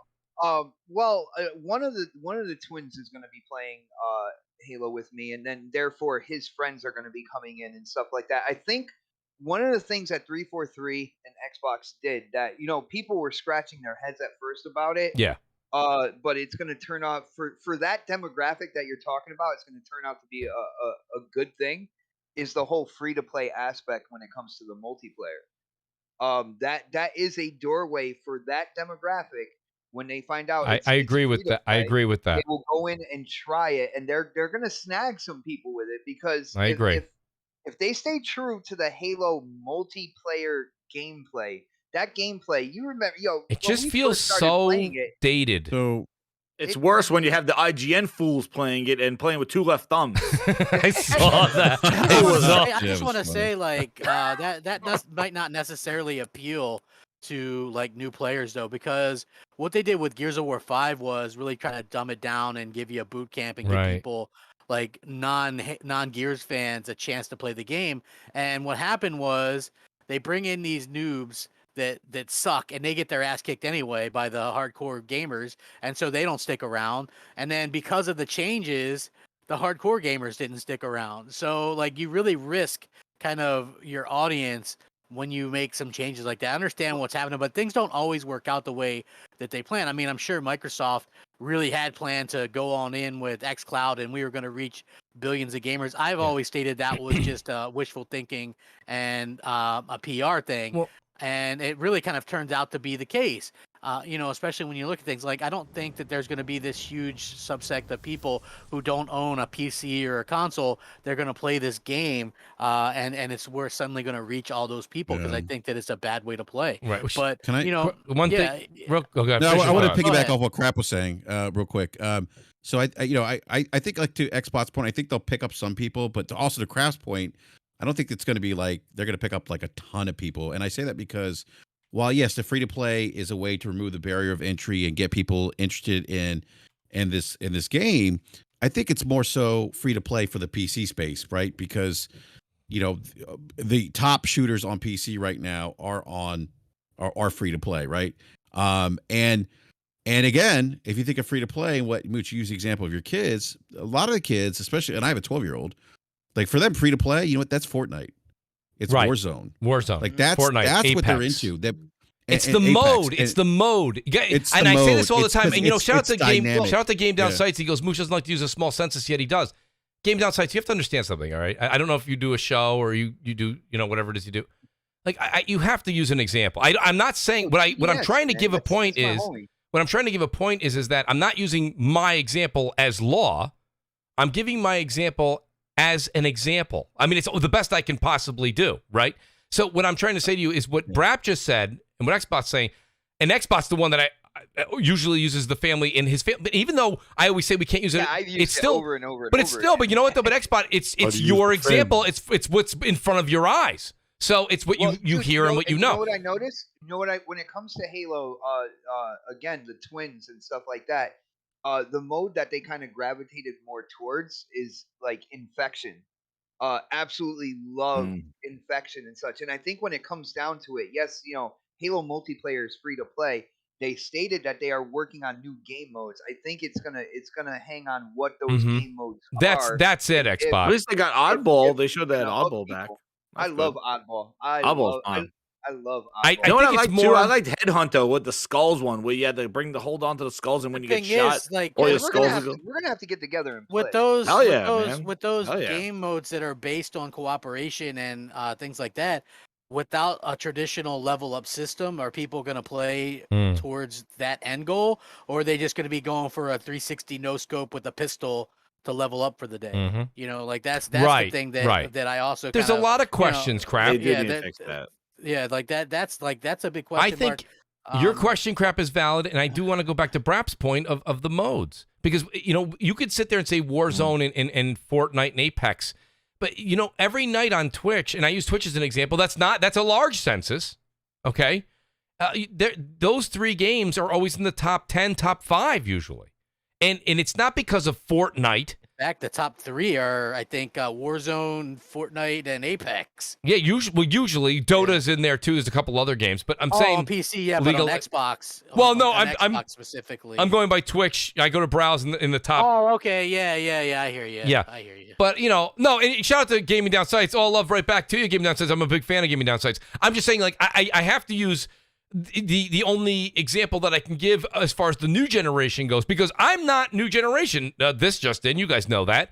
I'm all about it. I don't mind if Gaming Down Sites, and shout out to Iceman and BRAP, and you got Xbot, and you guys are like, let's play some Halo. You know what I'm going to say? Absolutely. Like, without a doubt. I'll jump on. Hey, let's play. But at the same time, I will say that when it gets exciting, like I myself personally, I've got Jay Bari, who's like, and Persona, who are like, let's play some multiplayer on Call of Duty Vanguard. I got Blades, and I got BRAP, who literally, in the DMs earlier today, were like, hey, let's play some Warzone. And I'm looking forward to playing Champion Hill. And I understand, maybe you guys don't like that. I really like Champion Hill. It's a new mode in Vanguard multiplayer. And I like it because it's like NCAA bracket. It's me and Jez versus Nick and BRAP and Jay and Crap, and you play in a bracket, and you get so many lives for the team. You get like 12 lives, and then you work yourselves down, and it's elimination. And it's fun, man. Champion mode was a fun mode.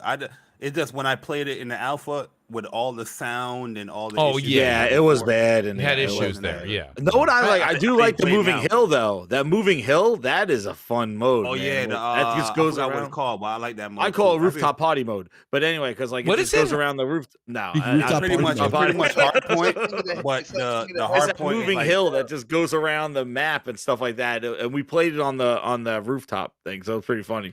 Like we're just going around. But what's the mode you're talking about? It's pretty much the moving hill. But it's always Portal. moving. Is it Portal? What is it called? Portal? I don't forget what it's called. But it's I think it's Portal or something like that. But it's basically, it has the a circle, and it just makes its path through the map. And it's not like holding different spots. It's a moving hill, and it just slowly moves around the map, and just people like constantly trying to get into it. And that's on Vanguard? Yeah, I didn't even play that one. Shame on me. That's fun, man. It's fun on the one that we played in the demo where you have it, like, where it goes in and out from the outside of the roof, and then it goes inside, and the one from the beta. It was really fun on that mode because like it would be outside on the ledges, and then it'll go inside through the rooms and stuff. So basically, it's like the circle that closes in Warzone. No. It's actually a hill. It's a circle. If you play like Domination, domination. Oh, yeah, have like a capture point. Yes. But it's one point that's constantly moving throughout the map. Oh, okay, yes. Almost right, like like Overwatch. You have to like patrol. Control. Is that what it's called? No, patrol. Patrol. There it is. Yeah. Shout out to John Dexter. Thank you. I didn't play Patrol during the beta. I did not. I also heard during the beta it had a lot of hiccups and problems. So yeah, Patrol's fun. Beta we like hiccups and problems? Who would have thought? Oh, Xbox. That's what the fans wanted. The old fans. That's what they wanted. So you know what? Let me and Crap. I know Crap doesn't want to really talk about this, but I do want to get into Elden Ring for a second. I know. Well, I got to go here in a minute anyway. But I want to point to something. Go ahead, I want to point to something real quick in the chat because Game Down Site says also Fortnite skins are one of the main reasons people enjoy it. So I think the countercraft's point, Halo has a chance to succeed without a traditional ranking system because people chase the skins, not rank. Okay, I can see them chasing a Batman skin or a superhero skin or something like that. Just chasing some Halo armor that's goofy looking or colorful. I don't think left that's shoulder pad. pad. Yeah, I don't think that's going to be exactly the same thing. Yeah, because I think you can still, you know what I mean? Like the ranking system, you feel like nothing. Like in Call of Duty, you rank up your guns, you rank up your character, you re-up. Like and plus you can do battle passes and things, right? To do extra stuff. That's what people like to do. And if you look at the most played games on Xbox, this won't update until tomorrow.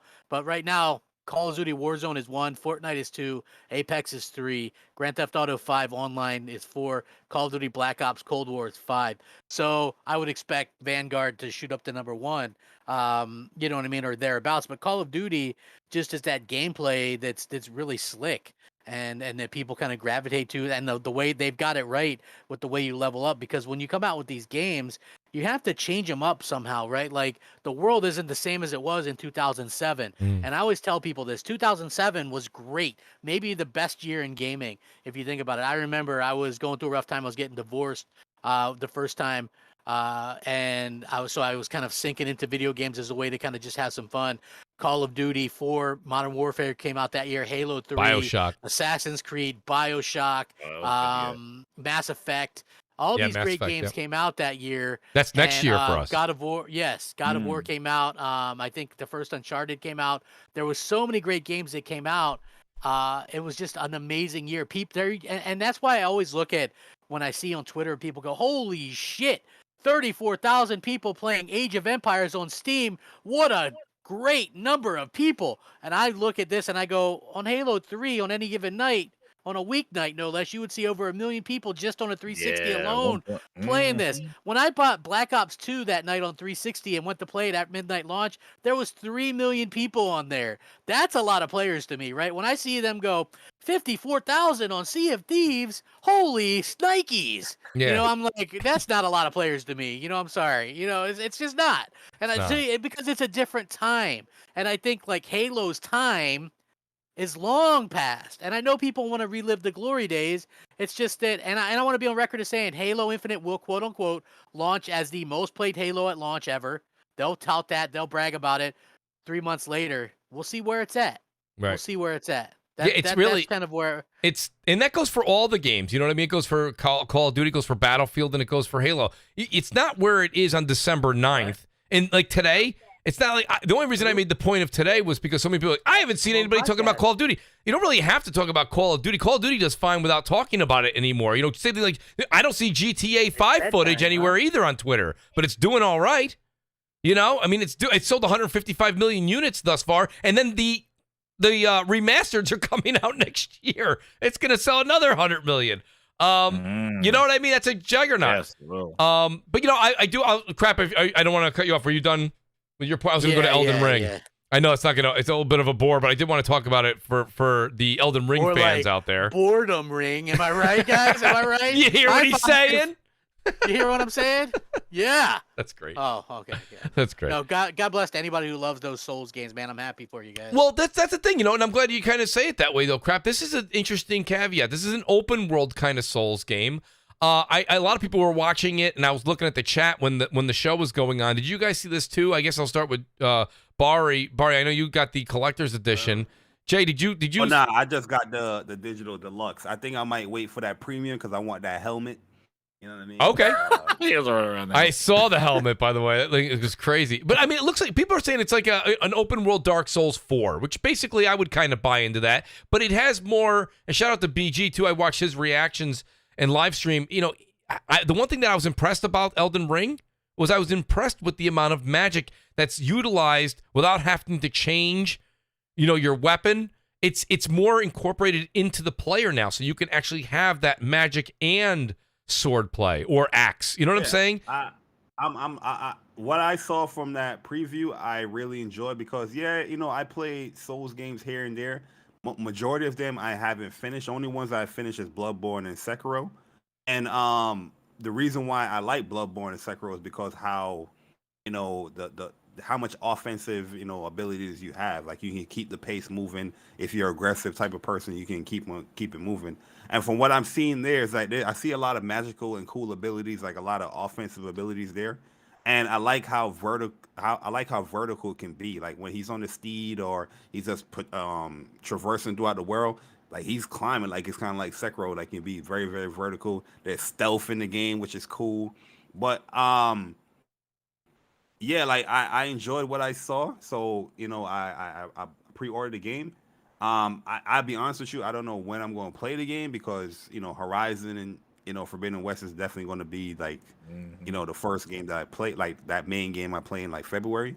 And that's like a long game. It's not going to be like a weekend type game. You know what I mean? But I am excited for Elden Ring, man. I definitely want to play this like co-op. I'm definitely going to get back into Demon Souls just so I can get that, you know, that Souls type of feeling before I'm gonna do that too. I know Brap, did you get the platinum Demon Souls? Oh, we lost Brap. The great Brap had a bounce. All right. Well, I know that he I thought he did anyways.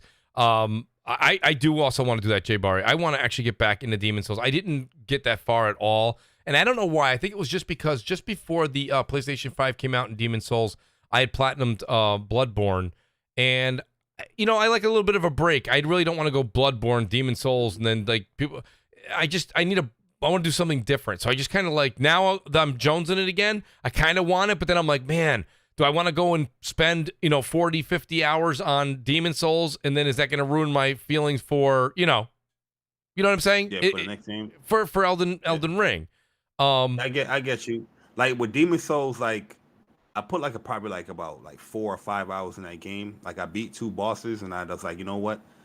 I'm gonna stop right here because there was other games like Spider-Man and all that stuff I wanted to play and beat, but I never really just got back into it after just playing all these other games that came out. But I'm probably in December, I'm gonna get into it and probably go for the platinum for it, and so I can get ready for Elden Ring.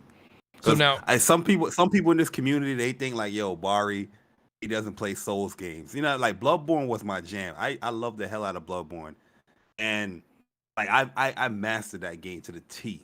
You know what I mean? A lot of people be like, when I see people stream and I give my tips to people, yo, you can do this, you can do that. People like, yo, Bar, you play Souls games? You can see my stuff on, the YouTube channel. I have it all up. I honestly, the thing about Bloodborne that some people did or didn't like was if you farm enough in Bloodborne, it's not. I mean, there's still a challenge, but it's not as drastic. I think farming the enemies do scale because I farm. Yeah, they scale, but the enemies scale. But I mean, I think especially when you're new game plus. It's harder to farm in Dark Souls, I thought. And level up. From what I heard as well, it's harder to farm in there. But Bloodborne, the reason why I love Bloodborne is how aggressive you can be, and they reward you for being aggressive because the enemy can hit you. And he's like, no, I'm not going to fall back. I'm not going to go and try to get a heal potion yet. I'm going to go and try to get these 2 hits in or 3 hits in, get the health back, and then back up and then see what's going on. I love the hell out of that. That was addicted to me. I love it. Now, is anybody else but myself and Jay scooping this up? Nick, is this one of your must-haves? I can't remember if you said you're a Souls guy or Souls is. I don't want to use the word despise, but it's not your bag. I'd rather shut a specific part of my body with a door than play a Souls game.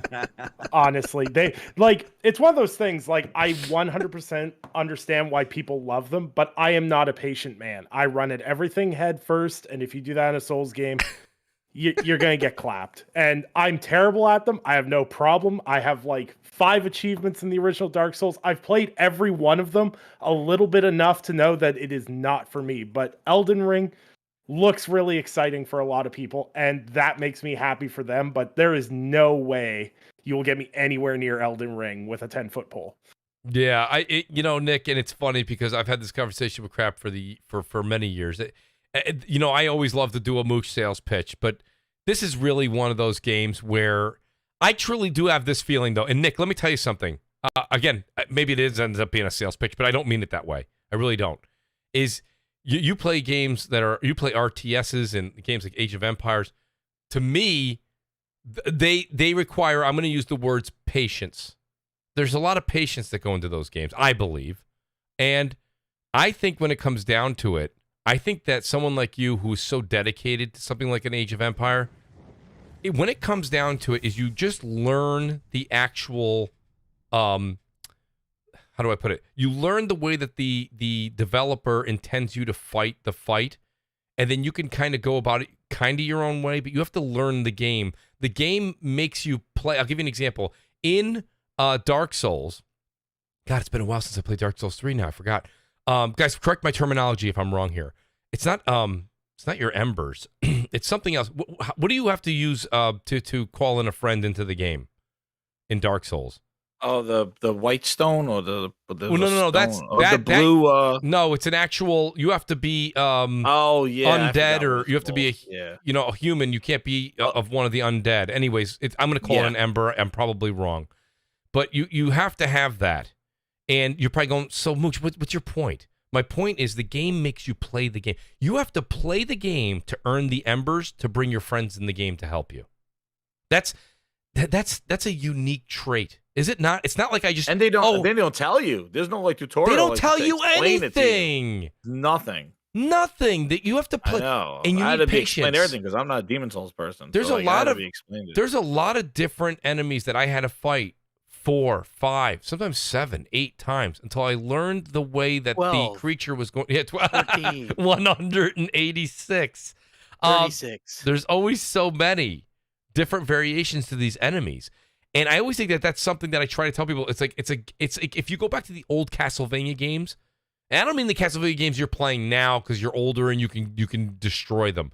But when I played those games as a kid, like there was a strategy to it that like you had to play certain things over and over to kind of get it, you know. And I think making a reference to Castlevania, you know, and then, you know, Super Castlevania making a reference to Dark Souls is a bit of a stretch. I don't mean it at all in the reference that they're the same. I just mean the patience of the gamer with the game. And I think a lot of times these days, gamers don't have that patience. I think Nick, knowing how he is and with the games he plays, I think if Nick wanted to, he'd destroy a Souls game. Now, whether he wants to or not, that's a whole nother conversation. But I think his talent level is through the roof, and he would absolutely destroy it. To your point in regards to this specifically, in regards to Souls-like games and everything else, is I think the difference with Souls-like games versus other games, and I'm not trying to get too meta in the conversation with it, but is like Dark Souls tries to make you play by their rules. And 90% of people that play Dark Souls play it within the rules that developers want them to play in. This is how you play, this is how you approach this situation. Now try to figure out what that approach is supposed to be. And there is a 10% of them that, you know, just absolutely make up how they want to play the game. Like the person who beat it with Morse code or the person who beat it with Guitar Hero. Those people are other humanly beings. I do not understand how that works at all. But for me, when I approach something, I am very abstract in how I approach something. And like when you mention RTS, like I'm not patient in RTS games. I'm one of those people, if you're playing against me in an RTS game, I'm sending one dude into your village every 30 seconds to harass the ever-living bejesus out of you because I don't have the patience to build up a force to then invade you. I send that one man on a mission to poke your villager and make you really angry the whole time. And that's how I play those games because it's completely open to how I want to play. It's the same way I play Call of Duty. I've got the bare SMG. I'm running. I'm diving. I'm doing all this stupid stuff. I don't need the attachments, all that other stuff. But that's how I choose to attack that game. Nick. I love it. But the thing is like with Dark Souls, it goes, you need to do this. And I don't fit into those games. Right. Those kind of games don't mesh with me really well. That is a great counter. That is a great counter. If that's and you describe the gamer that you are, there are things you have to do, I believe in. And I'm sure a Dark Souls guru may disagree with me because they've played the game 80 times and found out how not to do it. But for the usual Dark Souls fan like myself, you have to do certain things to progress at some sort of insanity level, you know what I mean, without going absolutely mad. So yes, you're right. You cannot, it's not I don't think Dark Souls, I don't know if Jay, you'll agree with me. I don't think Dark Souls is a bare bones. Like you can just go in there and you know, I mean, other people who have done it, yeah. I'm going to call them experts. I've only played one Dark Souls games. I think it was 3. I think I beat like 3 bosses and I stopped playing.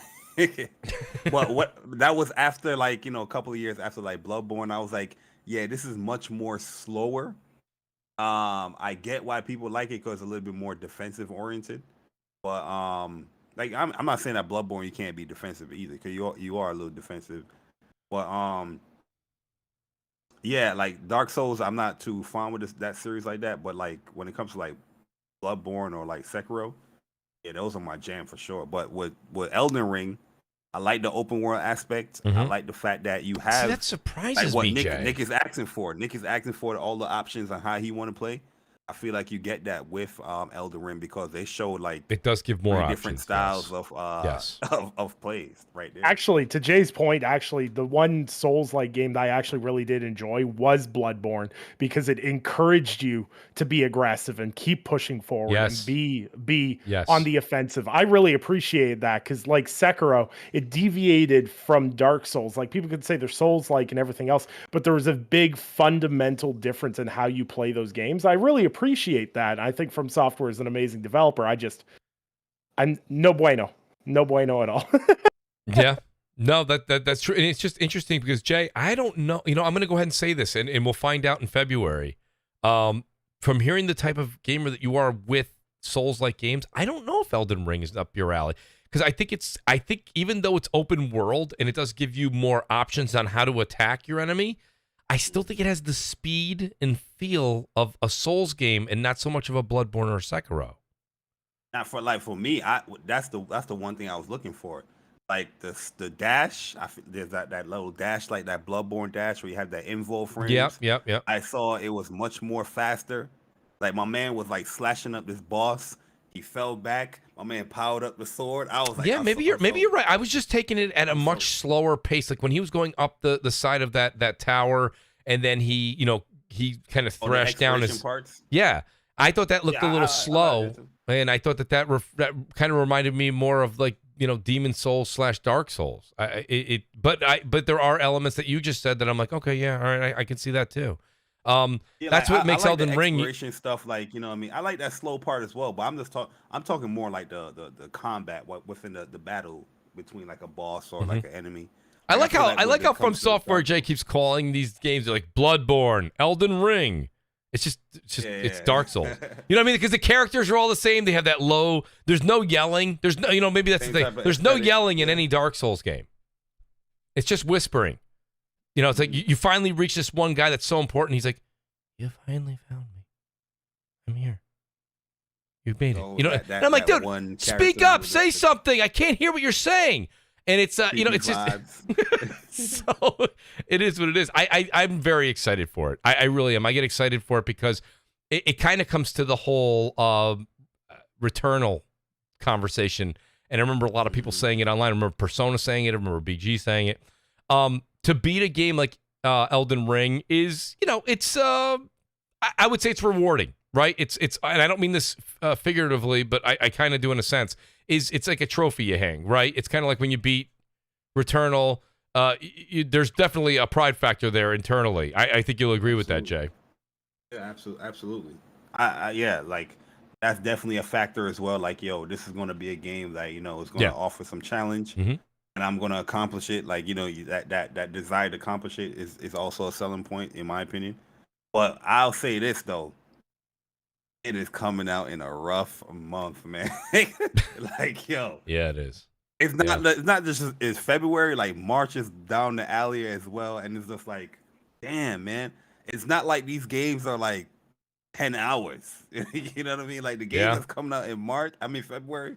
They're like RPG. 60 to 70, 80-hour games. They're coming back to back. Shout out to Barry here. The Iceman says Elden Ring is like a Zelda for men. Shout out to Iceman for that's a great way to put it. Viceroy says the quiet ones are the ones you have to watch out for, Mooch. That's 110% correct, Viceroy. Outstanding. Guys, listen, it's over the 2-hour mark here in New York. Here it's after 9:00.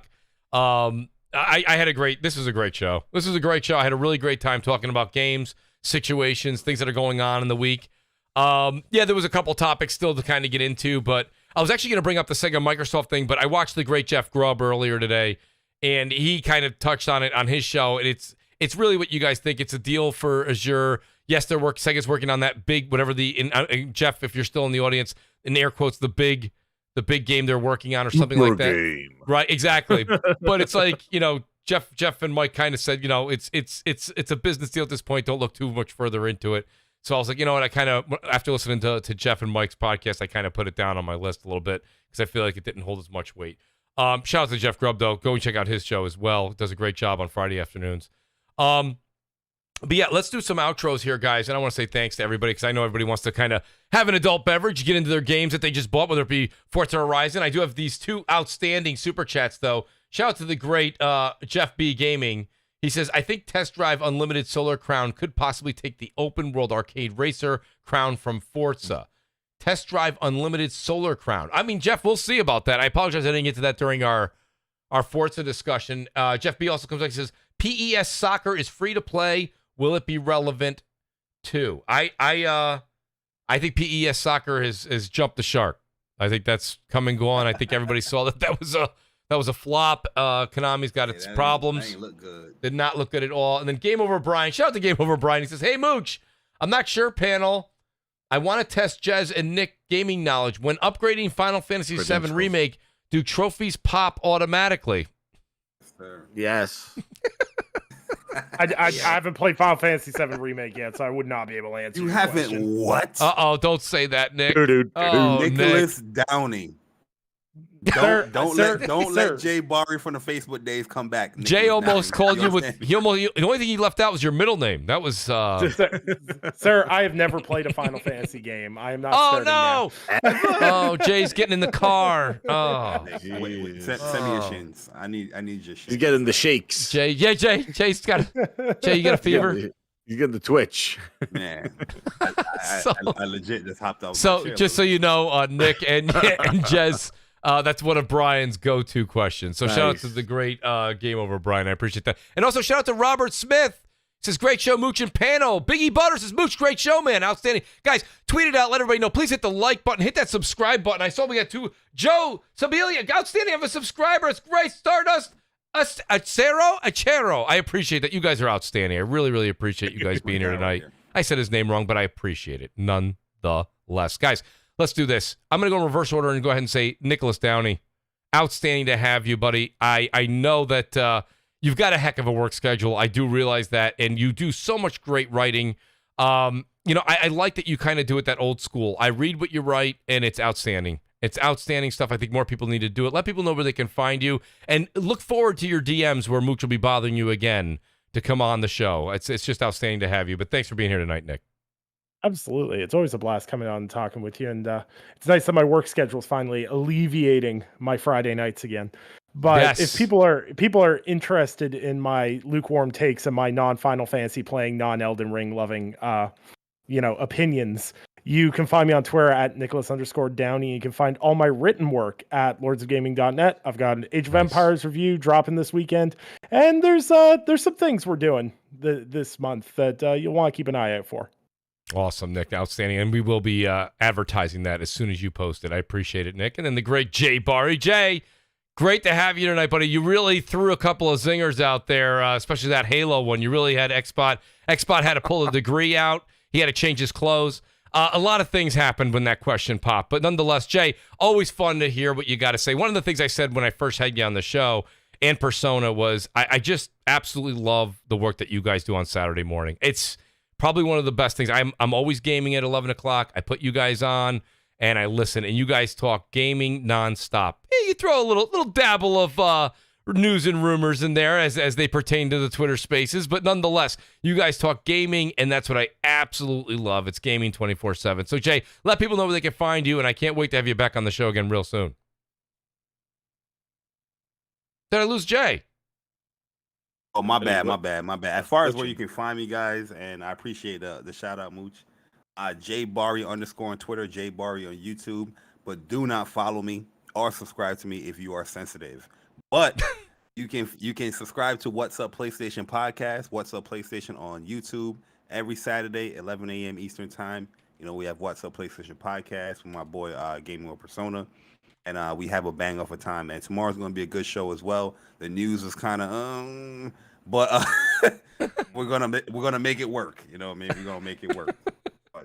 Well, it's funny, Jay, I'm glad you said it like that. Guys, a lot of times you go to listen to a lot of the shows, it's difficult. Sometimes the news in the week is active. You can see it really kind of gets people riled up, and they're in their emotions, rightfully so.